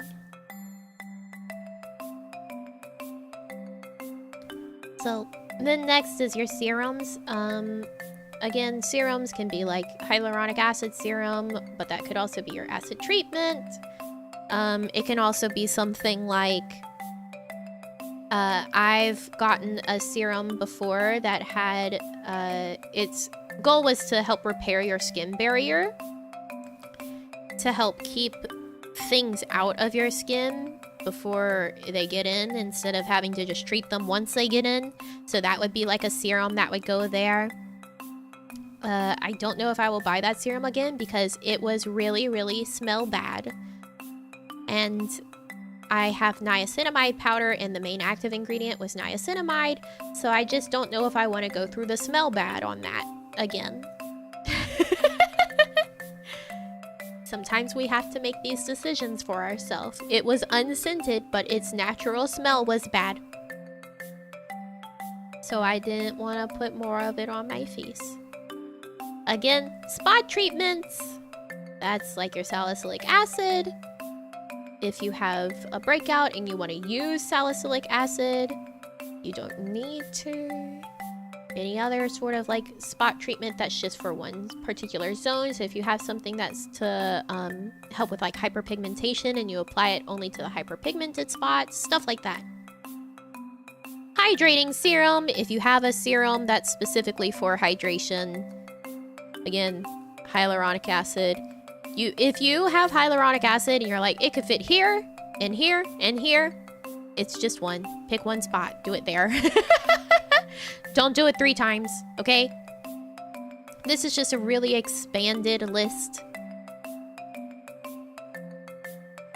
I get irrationally angry when things claim to be unscented but still have some obvious added scented.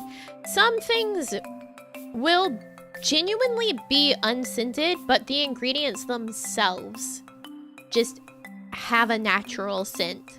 And that's the case with that serum. Like, it's unscented because you would never in your life scent it like that, but the ingredients themselves have a scent. Just get one product with a component you need. This is just to help you with knowing what order to do them in, okay? You don't need to have everything on this list. You don't need to do everything on this list all the time. This is just to help you if you have all of these things, this is what order they go in, okay? This isn't like a guide of what to buy. This is just if you have these things, then you go in that order of applying them. All right? Because order does matter. Like I said earlier, your hydrator should go on before your moisturizer because your moisturizer locks in the hydration. You do your exfoliating before you do all the rest of this stuff so that it can get into your skin easier because it's not being blocked by dead skin cells. That sort of thing, right? That's why there's an order. It's just to help for maximum absorption and efficiency of your products. So then you have your eye cream, your face oil, and then your night cream. The reason they say night cream and not just a moisturizer is because it is recommended to get a thicker, heavier moisturizer for night, because that really helps to like lock everything in while you sleep, and it'll make you wake up with nice plump skin that way. But you don't have to. If you want to just get the 3 of cleanser, moisturizer, sunscreen, you can put the same moisture on at night that you do in the morning, okay? You don't have to have a separate one. It's just if you want to. If you notice that you wake up in the morning crusty, dusty, and busted, then you might want to get a heavier moisturizer for at night. It's just like at night. Oh, that's another thing with skincare that a lot of people don't think about.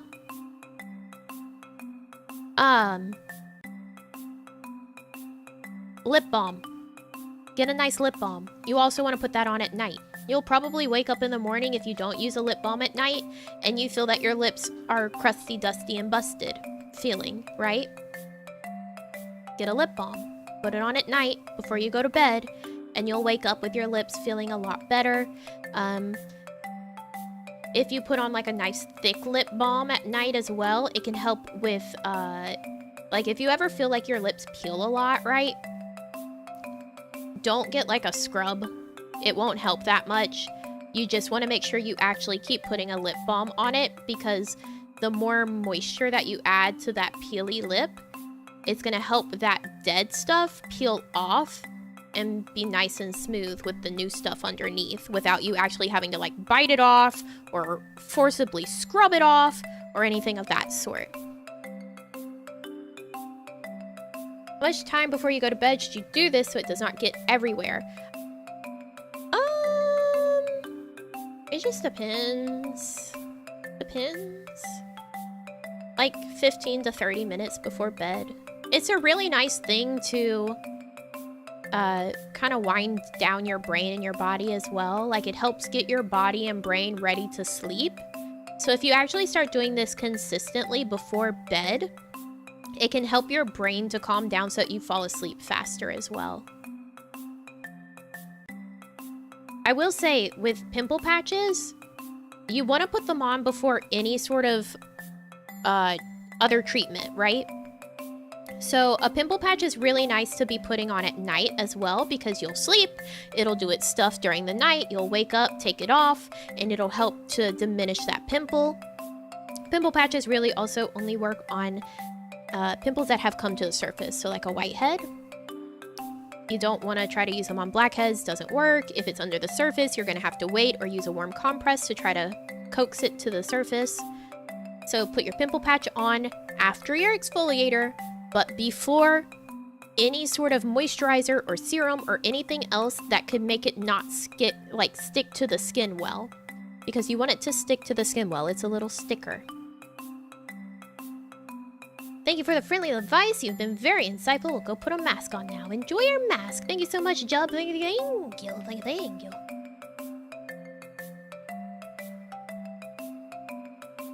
Yes, saliva does not help. When you wet your lips with your own spit or like licking your lips, it just dries your lips out more. Because, so if you know, like after you wash your hands, right? A lot of people think that washing your hands dries your hands out.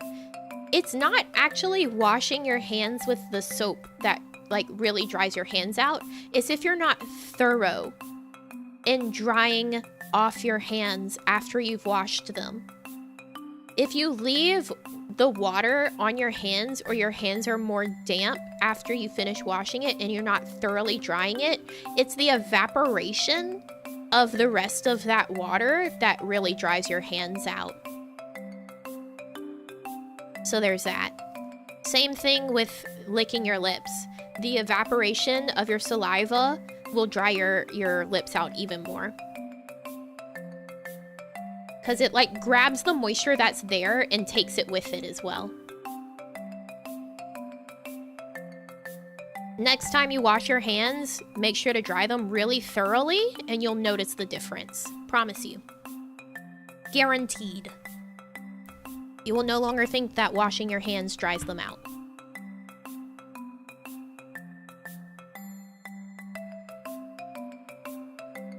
Yeah, so don't lick your lips. It just makes things worse. Another thing, if you are putting sunscreen on during the day on your face, guess where you should also make sure you have SPF? On your lips.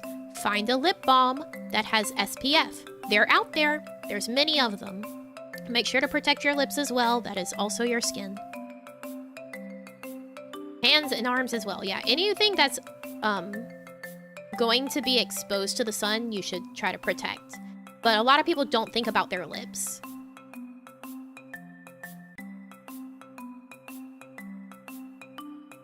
Yeah, so washing your hands can still dry your hands out if you like use really hot water, and like obviously soap will strip the oils.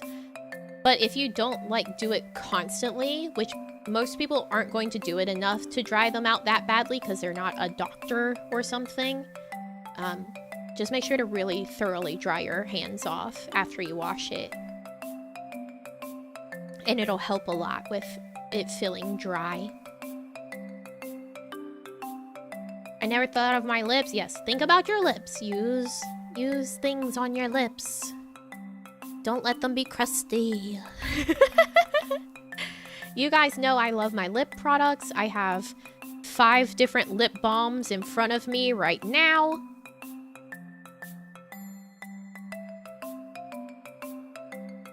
Actually, I have 7. I love a lip balm. We stay hydrated in the lips. What else was I going to say? But I think that's mostly it for that bit. I can tell you guys what I use then. So, let me grab the products. And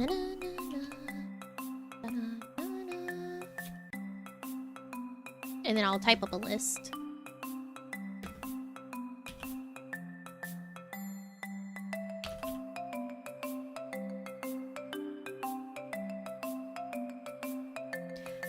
Smoochable for squirrel and not for us. It's mostly because I'm a lip biter.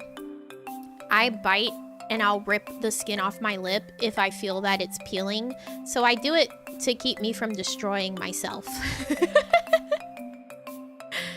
To be perfectly honest, it's a preventative measure against myself. Because if my lips feel dry, I bite them and I rip them and I destroy my mouth.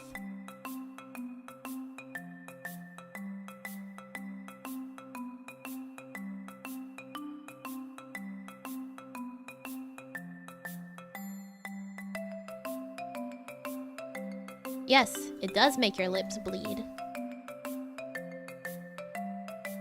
That's why I have 7 lip balms.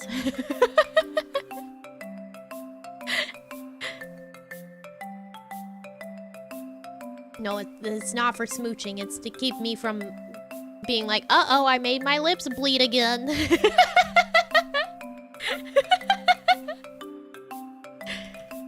Because that's a problem that I have.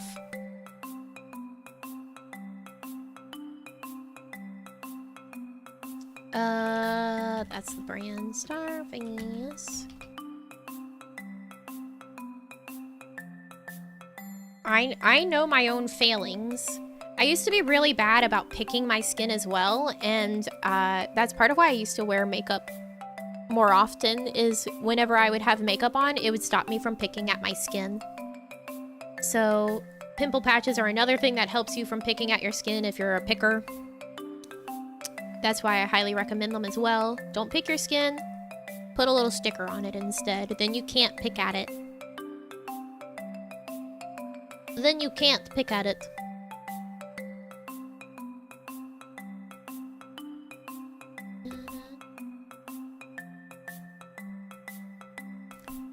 I know some of you will probably feel weird about it because it's like a makeup website, but I do recommend looking at places like Sephora and Ulta to buy your skincare products as well, because they'll carry a lot of brands, so you can get like one order at once rather than having to pay like a bunch of different shipping. I think Sephora specifically carries The Ordinary.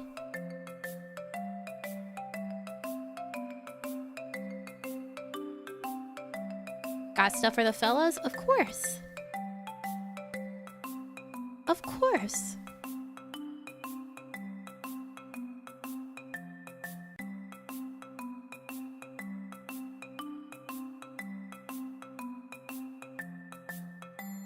Sephora and Ulta. ULTA. See, I have that. And then...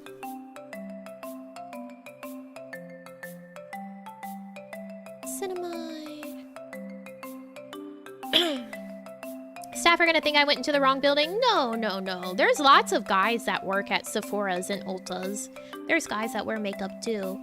Like, or ones at least, like, a lot of guys, if they're not, like, super into makeup, they'll at least do stuff like fill in their eyebrows. That sort of thing.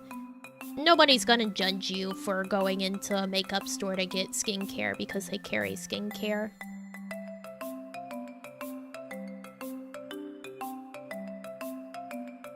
Do you have makeup struggles? I don't wear makeup anymore. I don't leave the house. I have a lot of makeup that I don't wear anymore because I don't leave my house.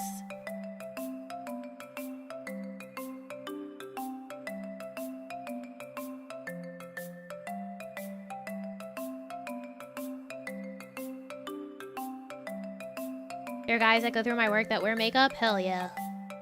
I think makeup is a fantastic creative tool. And if, you know, like, I see guys that'll be like, I hate, like, this or that about my face. And it's like, we have makeup products that do that. Just don't be scared. Like, if you hate that a part of your face is, like, more prone to redness, it's okay. Get, like, a tinted moisturizer. Address the things that you don't like. We have products for this. You don't have to just, like, hate what you look like all the time. You can get skincare to help. You can get makeup that helps. You can get, like, there's so much. You can be happy with your body and how you look. You don't have to just be like, I'm man. This is just how it is. It's okay. You can like yourself. I'll give you explicit permission to like yourself enough to do things to improve your own self-esteem and how you look. I am giving you permission to do things to make you happier with your own appearance. It's okay. You can do it too.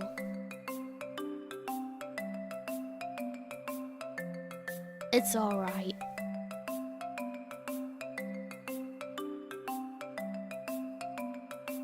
I do run out of the it is how it is buck sometimes. I think a lot of things too is like guys will be so deep into the idea of like this is how it is and you just have to live with it that they don't know that it doesn't have to be that way. Like I said, there's tinted moisturizers. You don't have to wear a full face of makeup. If you have something like redness on your face, like rosacea, and you don't like it and it hurts you, to have that be something that you have to live with and you're like embarrassed about it, you can do something about it. And there's stuff that isn't like full blown, you have to do like foundation and concealer and stuff. You can get a tinted moisturizer, which is just a moisturizer that has a little bit of like foundation in it essentially, and it'll help to even out your skin tone without it being like full blown a face of makeup. Like there's things that aren't like a drag queen that you can use. You can use it too. I promise. I promise you. It doesn't have to be how it is. You can do stuff for your self-confidence as well. It's okay. I'm giving you permission. You can do things to make yourself happier with how you look.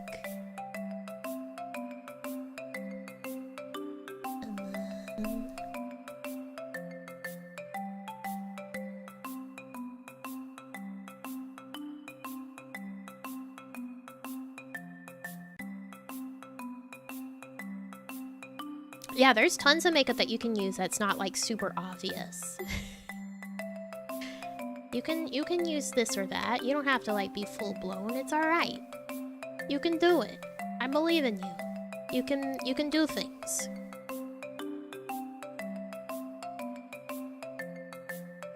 I know there's tons of people that say no you can't, but I'm telling you, you can. You can do it. If you want it, you can do it. Sephora and Ulta. I'll put some text on the screen in a second to help.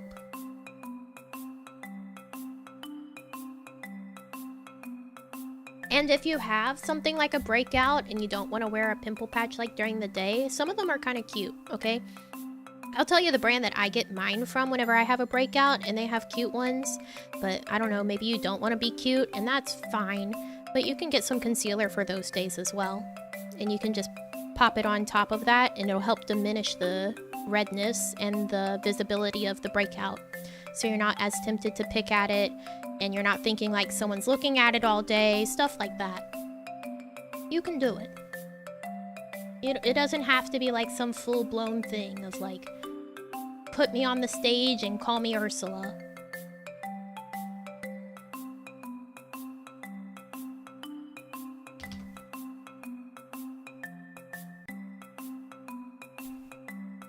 You can be your best self and be happy with it. Which, if you didn't know, Ursula from The Little Mermaid is actually based on a drag queen.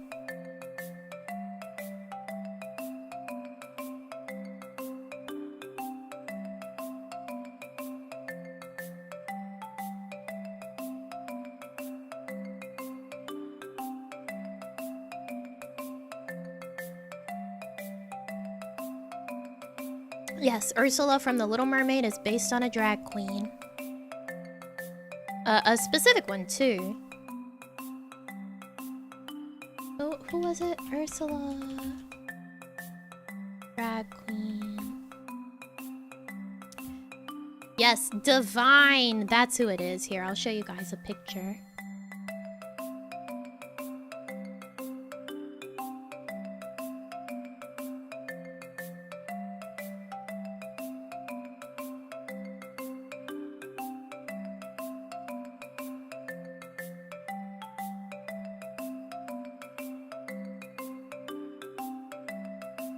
There you go.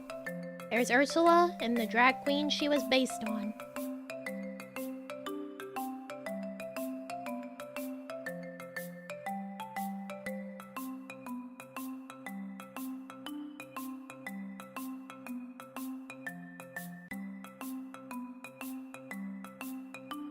Yep. Yep.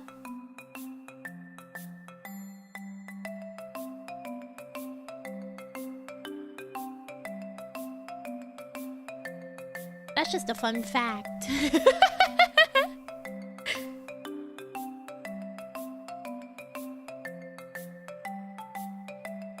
Okay, so I think I gathered all of that. We get a text. Of course.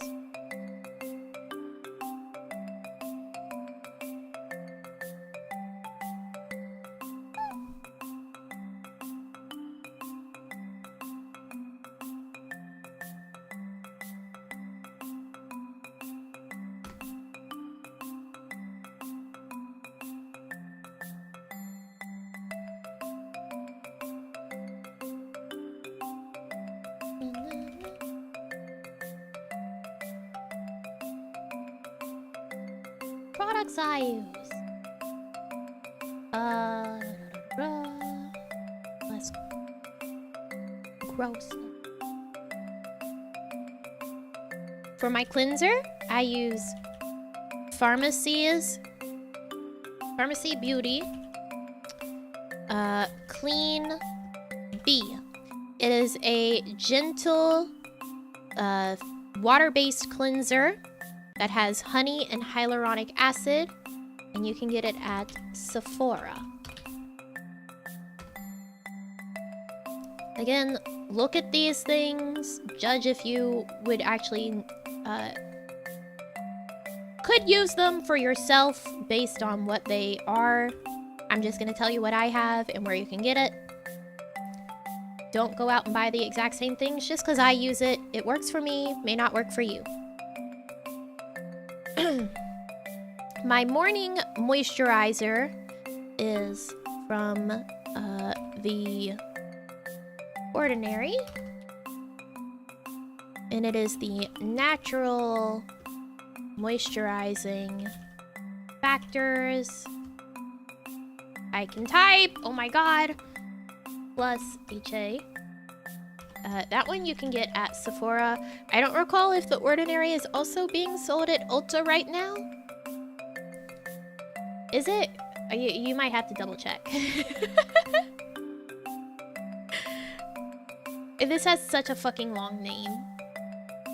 It's gonna be a list for ants.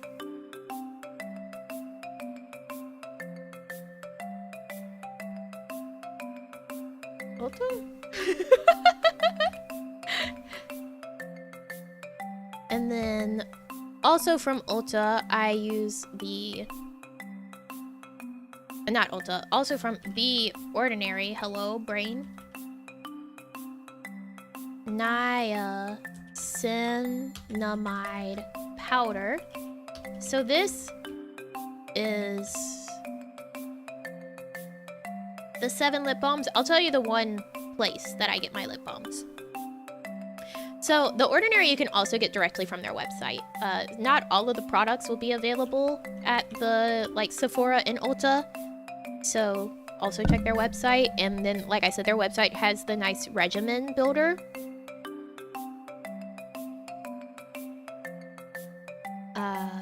And this is like just a powder that you have to mix with something else. So I mix it with the hyaluronic acid serum from the Ordinary.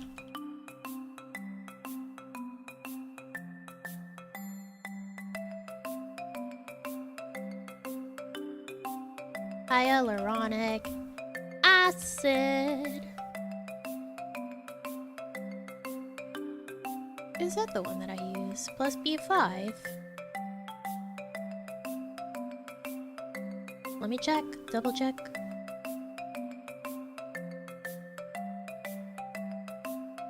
Yes. So, with the Ordinary, if you see like a product that says plus HA, it means it has hyaluronic acid in it. That's what the HA is. I am not sponsored by any of these brands, but the Ordinary is cheap and effective, so I buy from them.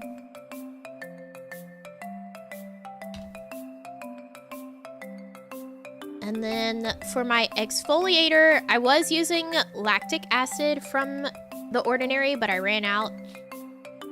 So I'm using Starface exfoliating night water right now. This you can actually get from Target or the Starface website. But I do believe Starface is actually physically available in Target stores. I don't think they're on Sephora or Ulta. They also have pimple patches. Starface.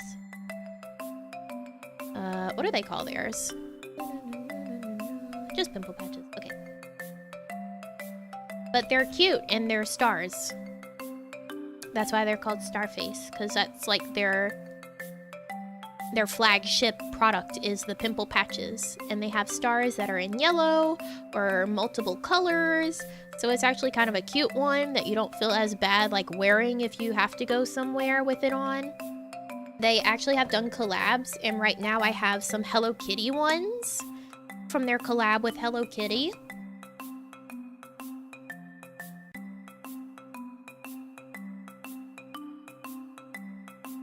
That's also Target.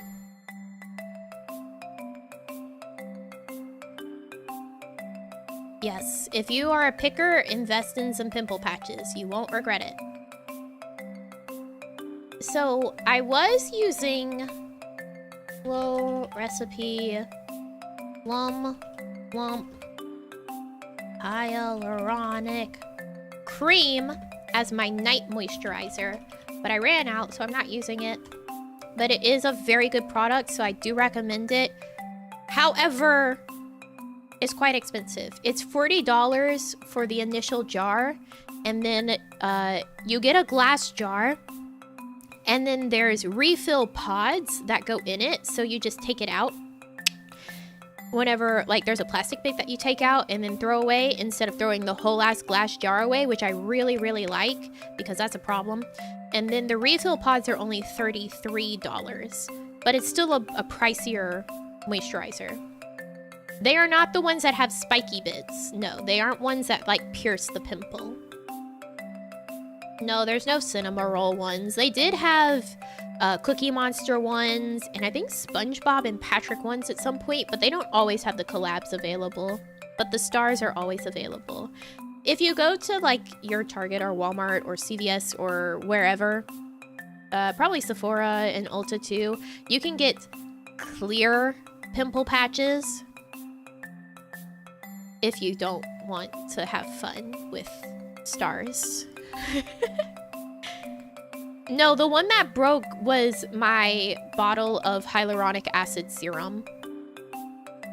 That one shattered because it fell. And then from Lanolips, I don't know if Lanolips is sold. No, Lanolips is sold at Ulta. I saw it there. Okay, yes. I use, right now I'm using this as my nighttime moisturizer. It is the 101 Dry Skin Super, that's sin.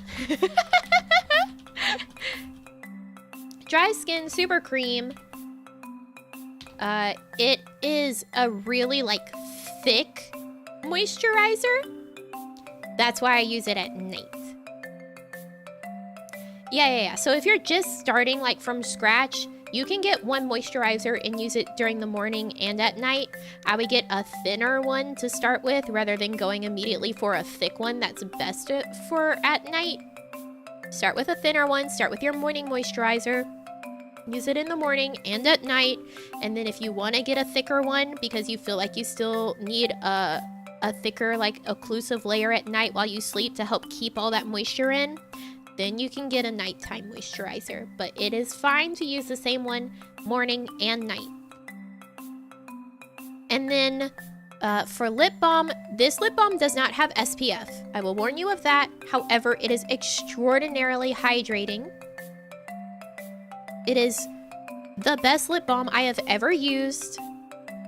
It is the Lanolips 101 Ointment Multi-Balm. So this brand, their main active ingredient is lanolin, which is from the wool of sheep. And lanolin is such a fantastic occlusive layer that, like, it's naturally produced by sheep. You get it whenever you shear their wool and process it, which, if anyone is unaware, shearing a sheep does not hurt them in any way. There are vegans that don't know that because PETA's awful and basically told people that you kill sheep to shear them. That's not how that works. The sheep are fine. I promise. Lanolin is a really good occlusive layer and moisturizer. It is one of the best natural moisturizers that you can get. And it is such a good occlusive layer that, like, sheep's wool, whenever it has the lanolin in it, it basically keeps the rain out completely. Like, a sheep basically will not get wet because of the lanolin in the wool. Yes, sheep must be sheared.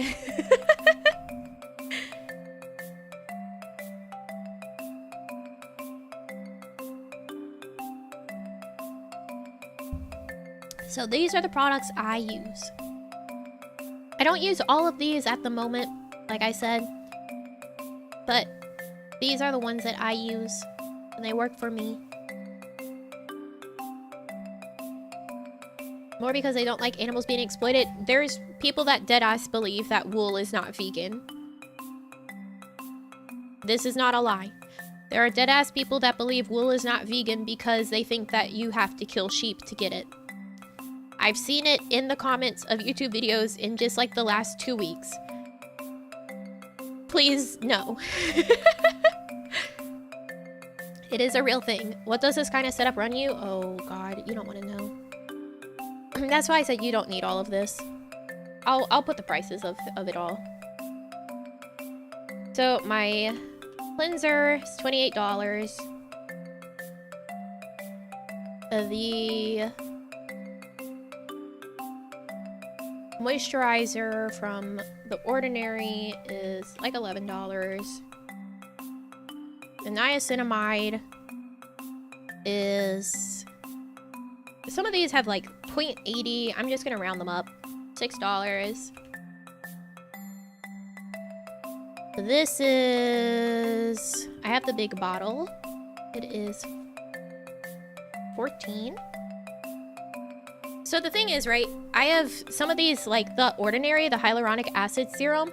It's in a really big 60 milliliter bottle. It has lasted me months and months and months and months and months, right? This cleanser has lasted me months and months and months and months and months. I think I bought it like almost a year ago now. You really only need 1 or 2 pumps to wash your face. It doesn't take much. It's a big bottle. It lasts a long time. So while it's like a big initial investment, a lot of these products last a long time.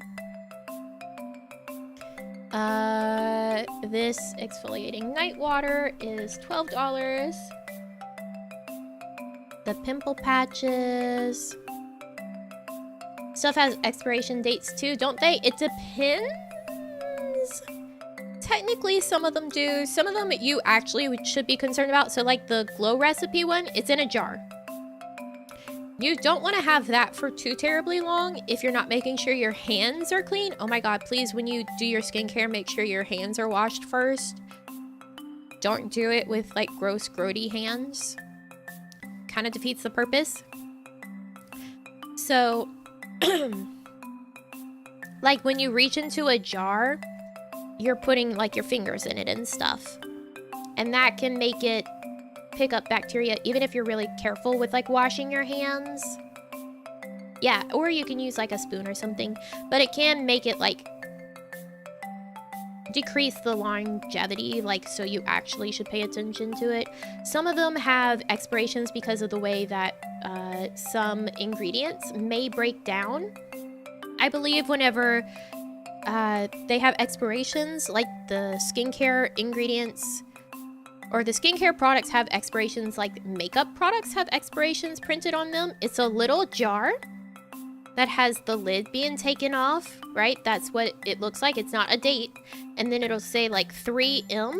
So that means it expires in 3 months of being opened. So if you get products, be sure to look for that little jar and see.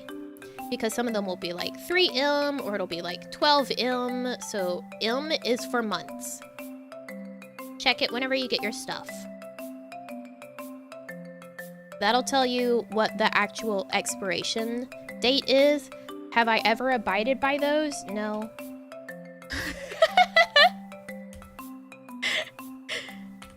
No, I haven't.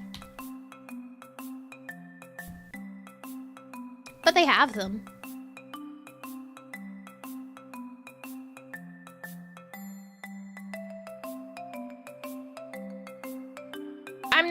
I'm not gonna be a liar and say that I abide by them. But they do have them.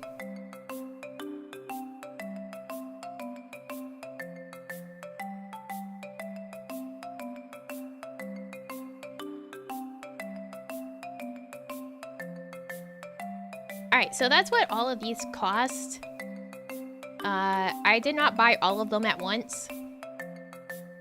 Like the Lana Lips I bought separately from like a lot of the stuff on this list. The pimple patches and like the Starface stuff I bought separately. So there's that. Another reason I say like look at your your Walmart, Target, CVS, whatever, for pimple patches is because I know that these are kind of expensive. In terms of pimple patches, if you have breakouts often, you probably want to get cheaper ones. They'll do the same job, they're all the same thing. But I like cute things and I don't use them that often, so I get the cute ones. Because they make me happy. If I'm gonna have a terrible thing on my face I have to deal with, I want it to be cute, at least, when I put something on top of it.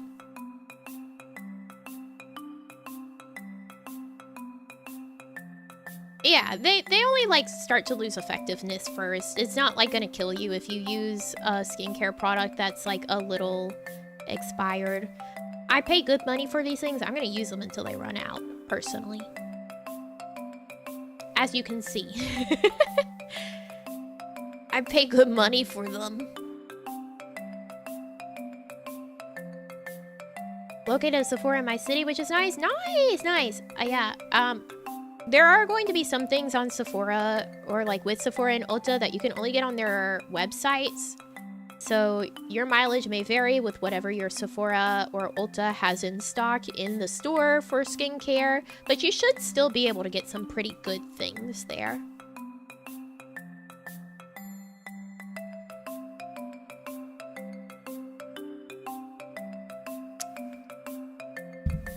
That's what I use. That's how much it costs. That's places to get it other than the websites, obviously. Because you can buy all of these directly from, like, the brand website as well.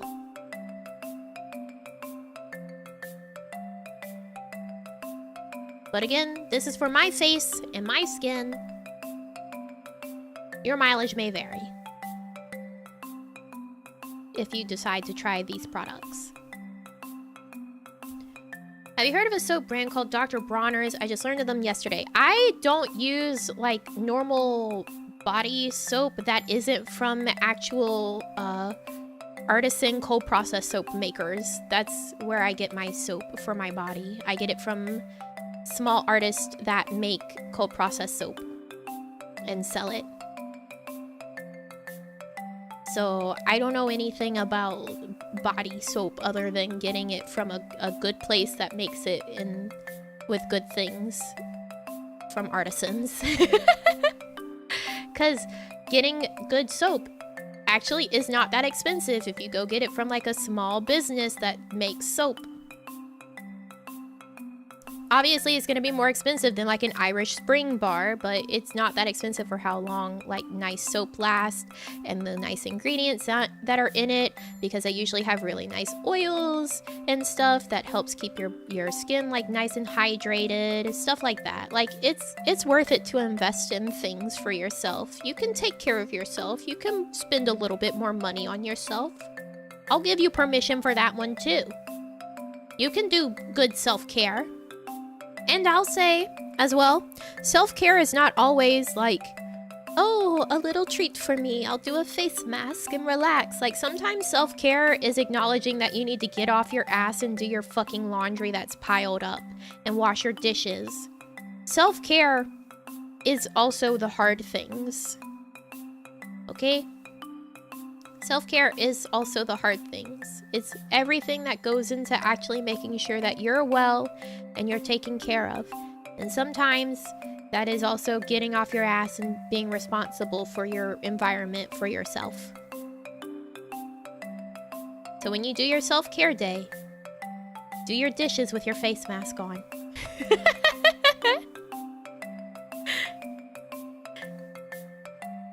There you go. That's our class today.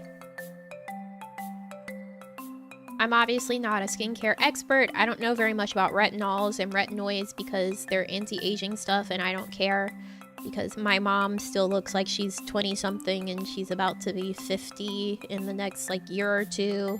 So I'm not concerned. There's other ingredients and stuff that you can look up and see if it'll address some sort of concern that you have. There's so much information out there. I'll say that I can give you some YouTubers actually that are good.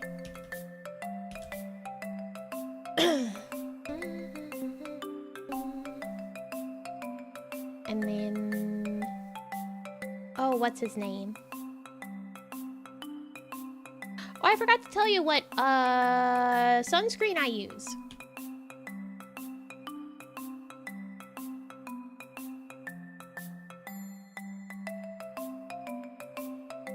If you're gonna get a face sunscreen, I highly recommend, if you can get your hands on a Korean brand or an Australian brand, get those.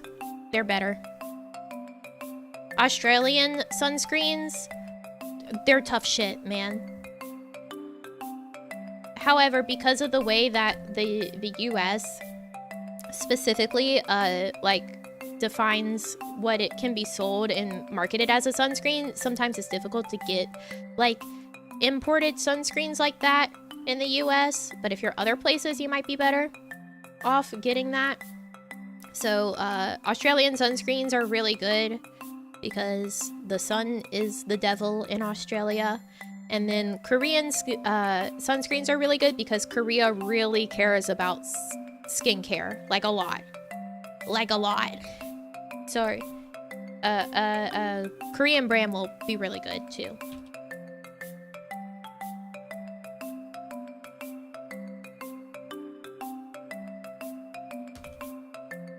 And that is... I think I got this one at Sephora. It's $15. And I'm still using that same bottle of it. That's my sunscreen.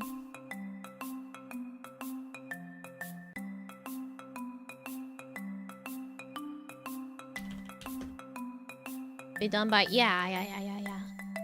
Today's not gonna be very long because of the fact it's skincare. And I want the VOD to still be manageable as a length for people that want to watch it.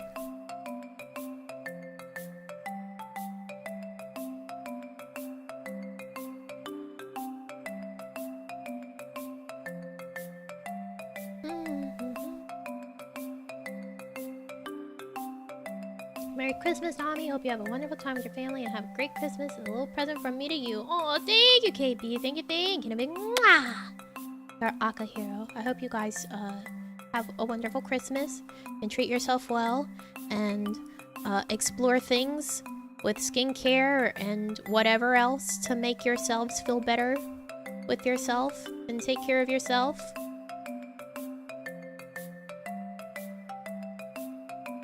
Do nice things for yourself.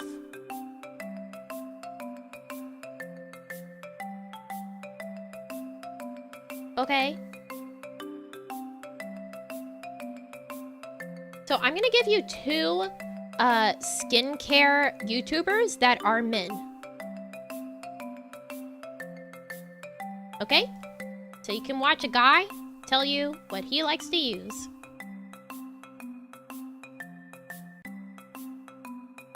And some of you were like, but what about men? Promise, you have the same skin. So James Welsh and Hiram. I highly recommend these two. James Welsh is British, and he has facial hair and stuff. So if you have facial hair, you have someone that can be a good example there. And then Hiram, he lives in Hawaii, so he's a sunscreen believer. So is James Welsh. Every skincare person is a sunscreen believer. So there you go. There you go.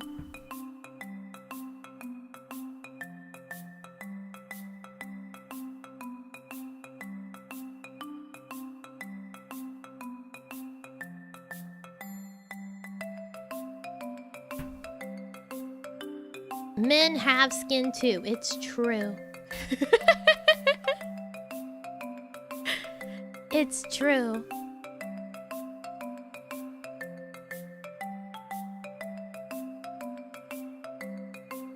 Thank you for the long-awaited skincare stream and for caring about us little guys. I wish you and the Freesia family a Merry Christmas. Thank you, Pira. Thank you. A big mwah to our Aka hero as well.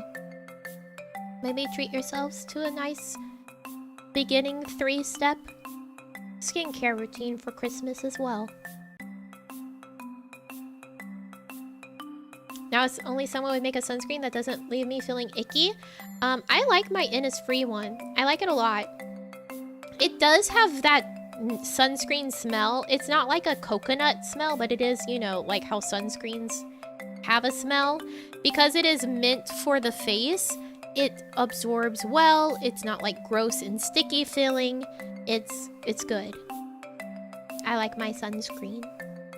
Another thing with sunscreen, you want to make sure that you reapply it through the day as well. So that's something that you kind of want to like bring with you if you go somewhere and you're going to be out for a while. Because it does lose effectiveness over time with it applied. And you want to make sure to apply it on pretty thickly. If you do it a thin layer, it's not going to be effective.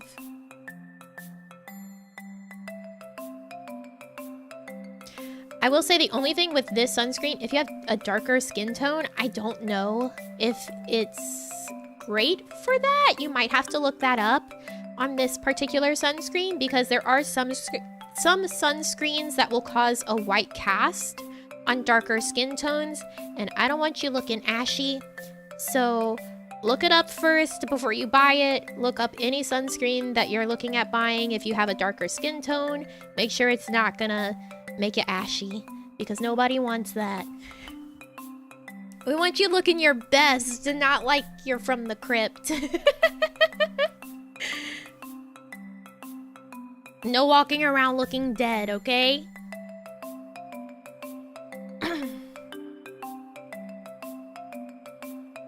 Take care of yourself. Make sure the products that you get will work for you and your skin type, skin tone, anything of that sort. You have to get to know yourself for your skincare.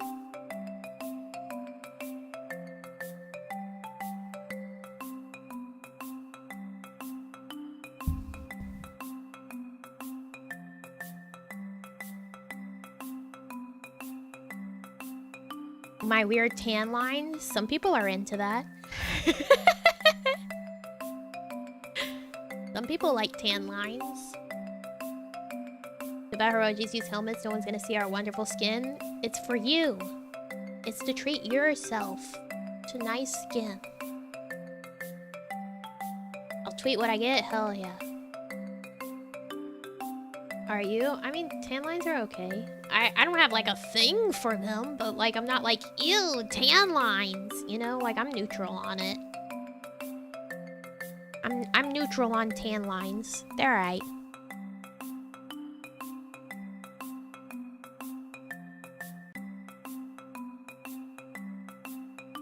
Where has my alert box been this whole stream? Where is this? Gone? Hello? Oh, it's been right there. Okay, I was like, god damn, where has this been? I had it locked, so I had no clue where it was. Anyways, I hope it's been informative enough to help you get started at least. Obviously, whatever specific concerns you're gonna have, you're gonna have to look it up. Find advice, see if there's things that help. One reason I really suggest like Sephora and Ulta as well is because that's an aggregate website. There's going to be a lot of reviews there, so you can read and see what people say about the products. So even if you do get like a product from its specific website, if it's being sold at a different website, I also suggest looking at the reviews there. Because Sephora, people are pretty good about like posting pictures and reviews and all sorts of stuff for their skincare that they get. And you can see like, oh, well, this person's skin sounds kind of similar to mine, and I'll see if it's gonna like help with that. Do your research. Do your research. Research good. Knowledge good. Take care of yourself and your body. Why is this looking like it's cut off? Excuse me.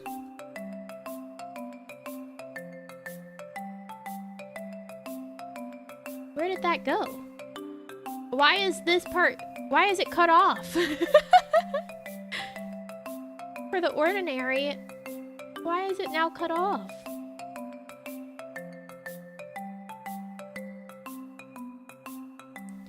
Well, the natural moisturizing factors plus HA, that's $11. I don't know how long that's been cut off. Why is it cut off? No, it's cut off right, right here. See?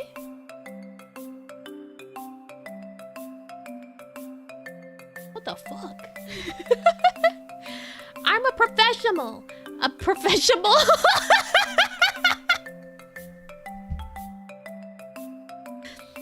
I'm a professional, okay? Consummate professional. You can't be cut off like this.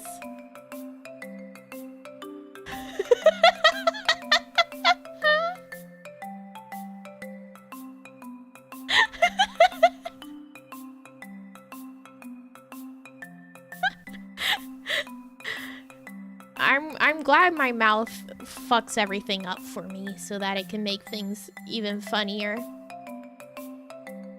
Love that.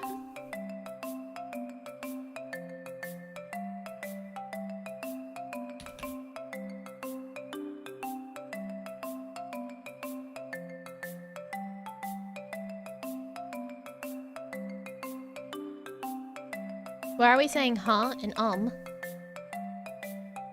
What? What? What are we saying huh and to? Phrasing? What was weird about my phrasing?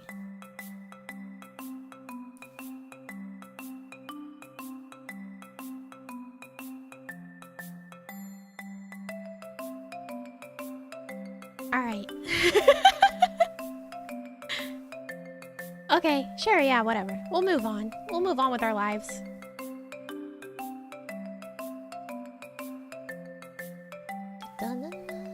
Oh, let's see how Toe's been doing as a tweet.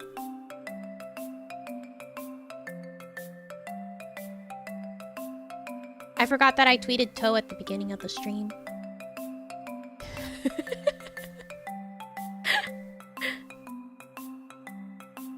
Toe.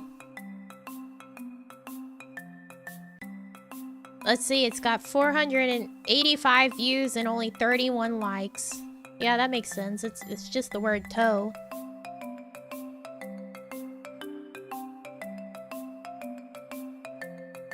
A sequel to the toe tweet? What would a sequel to toe be? Toe 2? Excited about the new metrics? No, it's stupid. That information has always been there. You just had to click view tweet analytics. Nobody wanted it to be there, visible for everyone at all times. It used to be only visible to the person who tweeted it by clicking the actual analytics button. It's dumb. Nobody gives a shit about how many views are on a tweet. It doesn't mean anything. It just moved my buttons and fucked up my muscle memory for clicking things. It's bothersome. I also will see, like, the views, and I'll be like, damn, that's a lot of replies! And then it's not. It's the views, because my brain is so set to seeing the first number as the replies.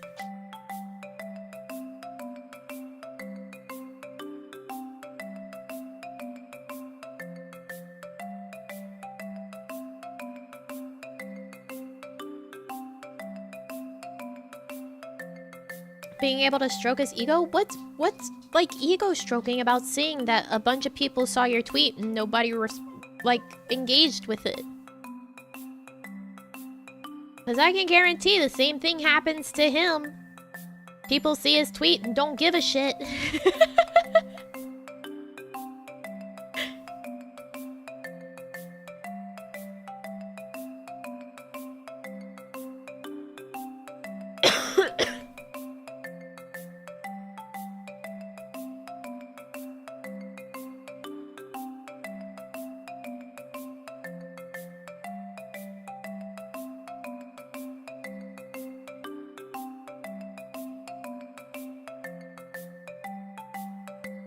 If he's too stupid to know that Twitter already had the functionality to see the views and impressions on tweets, that's like on him for not knowing anything about the website that he bought.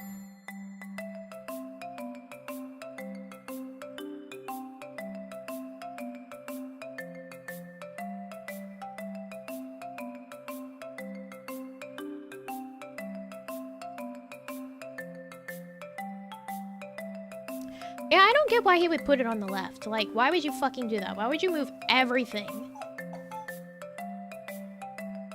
You are 7 minutes early. You're 7 minutes early. Don't cry on me.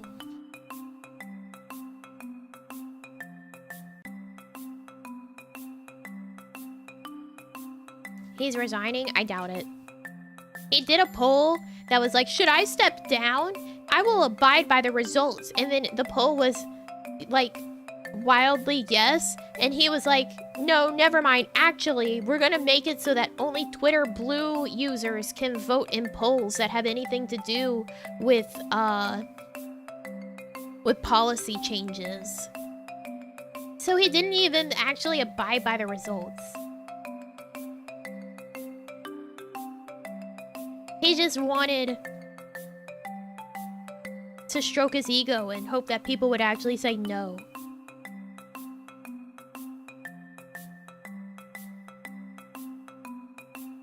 But nobody likes what he's done.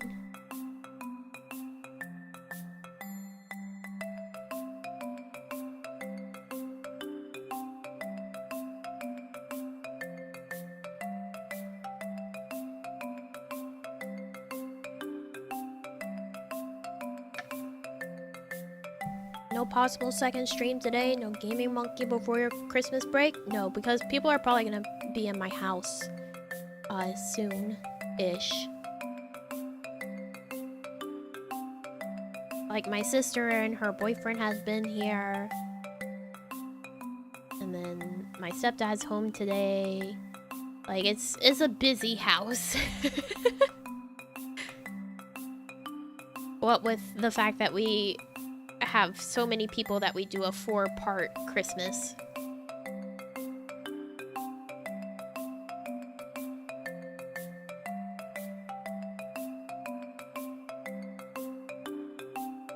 How am I feeling? Like my health? I'm better now. I still have like my throat is kind of like gucky. Not as bad as it was, obviously. And I'm not coughing very much now, at least. Catch VOD for what I miss. See ya, thanks. Well, it's not much left of the stream, but please rest well. Thank you for coming by. How many unwashed dishes are in the sink? I don't know. You think I'm counting them? Our sink is really small, so like, even if there's like 3 or 4 dishes in it, it seems like there's a mountain in there.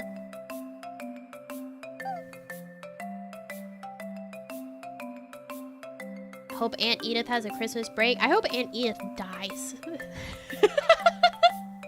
Never return. I don't need to sound like I've been gargling rocks.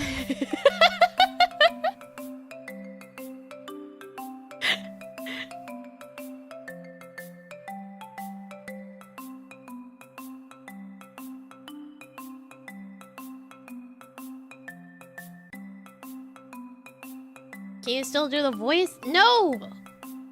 I was able to do the voice because I was sick.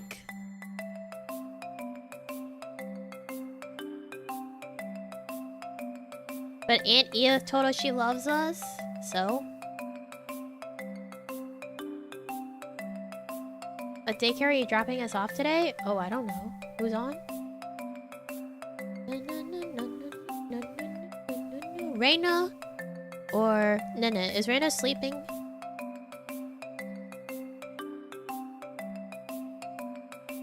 She is. Alright, so Nene. That's easy. Easy. She's the only one on. Cause I mean Reina's on, but she's sleeping.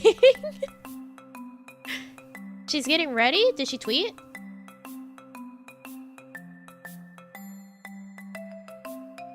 Well, even if I drop you off at Nene, Nene will surely drop you all off at Reina. So I'll drop you off at Nene because it's only like 3 minutes until we end.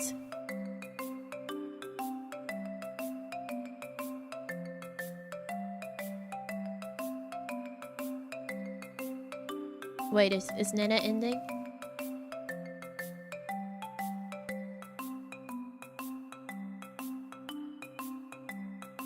She's still in the game. Okay. She's still in the game. She said something like, I had fun. I think it was actually, I have fun. So I was like, uh-oh. Is she ending? Can't raid me, I raided you. You can't raid me, haha. No take backsies. Secret locking key.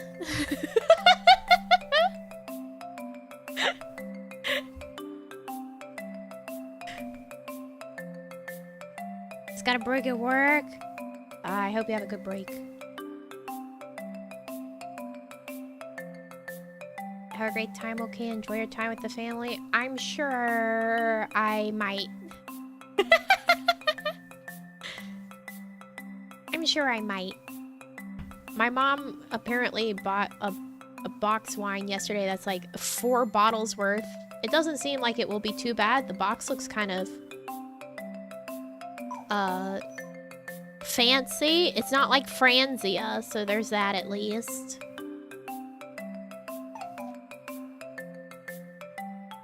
It's not Freesia. It looks better than Freesia.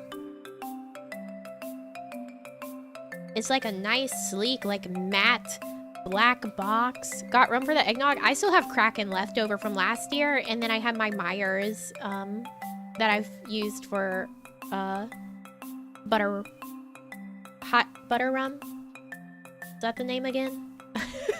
My brain is gone. Gary, thank you for the early wave thing. Thank you. Have a great Christmas, Nami. See you next week. Thank you, Shang. Thank you. My Akka for the healer. Have a great Christmas, Nami. Aw, oh, damn. 100 pennies. Let's go. Thank you, TNT. Thank you. Yeah. Shang, thank you for the early wave thing. Thank you. Vesperam, thank you for the early wave thing. Thank you. Pierre, thank you for the early wave thing. Thank you. Gonna get a basic kit from The Ordinary. Thanks a lot for the stream. It was genuinely nice and helpful. I hope it works well for you then. The Ordinary is a fantastic place to get stuff from, especially as a beginner because it is so cheap and it's still like really good quality products. And the fact that they have like the beginner kits, they're a fantastic brand because of that. Did I thank Vesperam? Vesperam, did I thank you for your wave?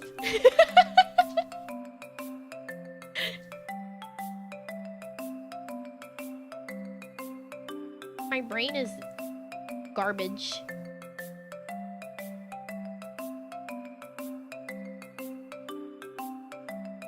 I think so, Dunno. I'm glad none of us have a memory. That's great. That's fantastic. Who's fucking driving the boat then? Sorry, Tari, thank you for the waving, thank you. And KB, thank you for the waving, thank you. I know I read Pyrrha's, but I was like, did I skip Vesperam? I don't know. I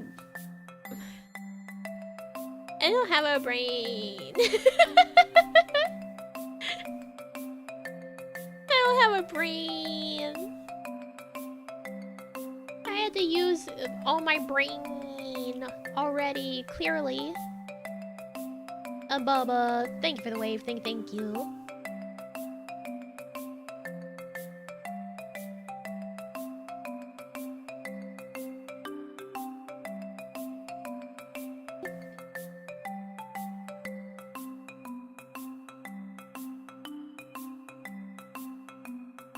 Alright. Heaven's Blade, thank you for the wave. Thank you. Thanks for coming back to the classroom. We've been stuck down here so long, and now you get to stay here again. You get to stay here again. Aren't you so excited? I'm leaving you again.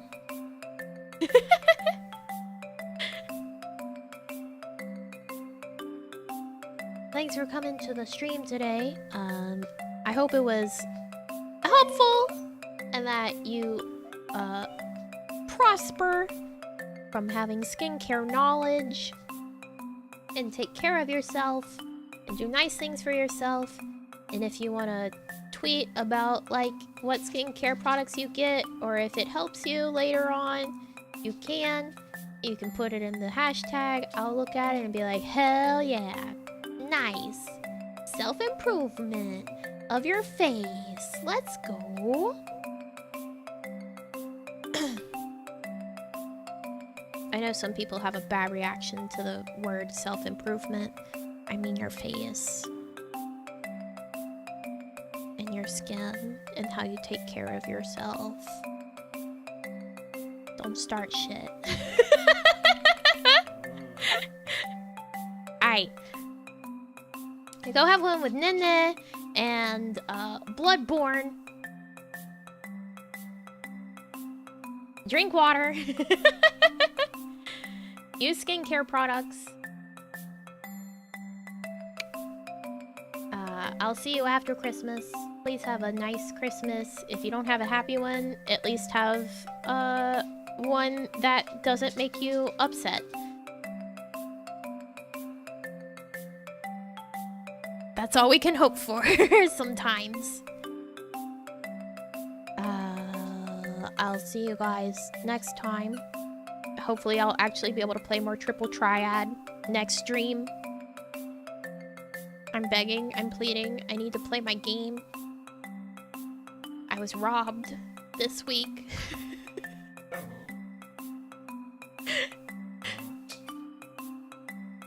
That's it. I love you all so much. So does Squirrely. We'll see you next time. Bye.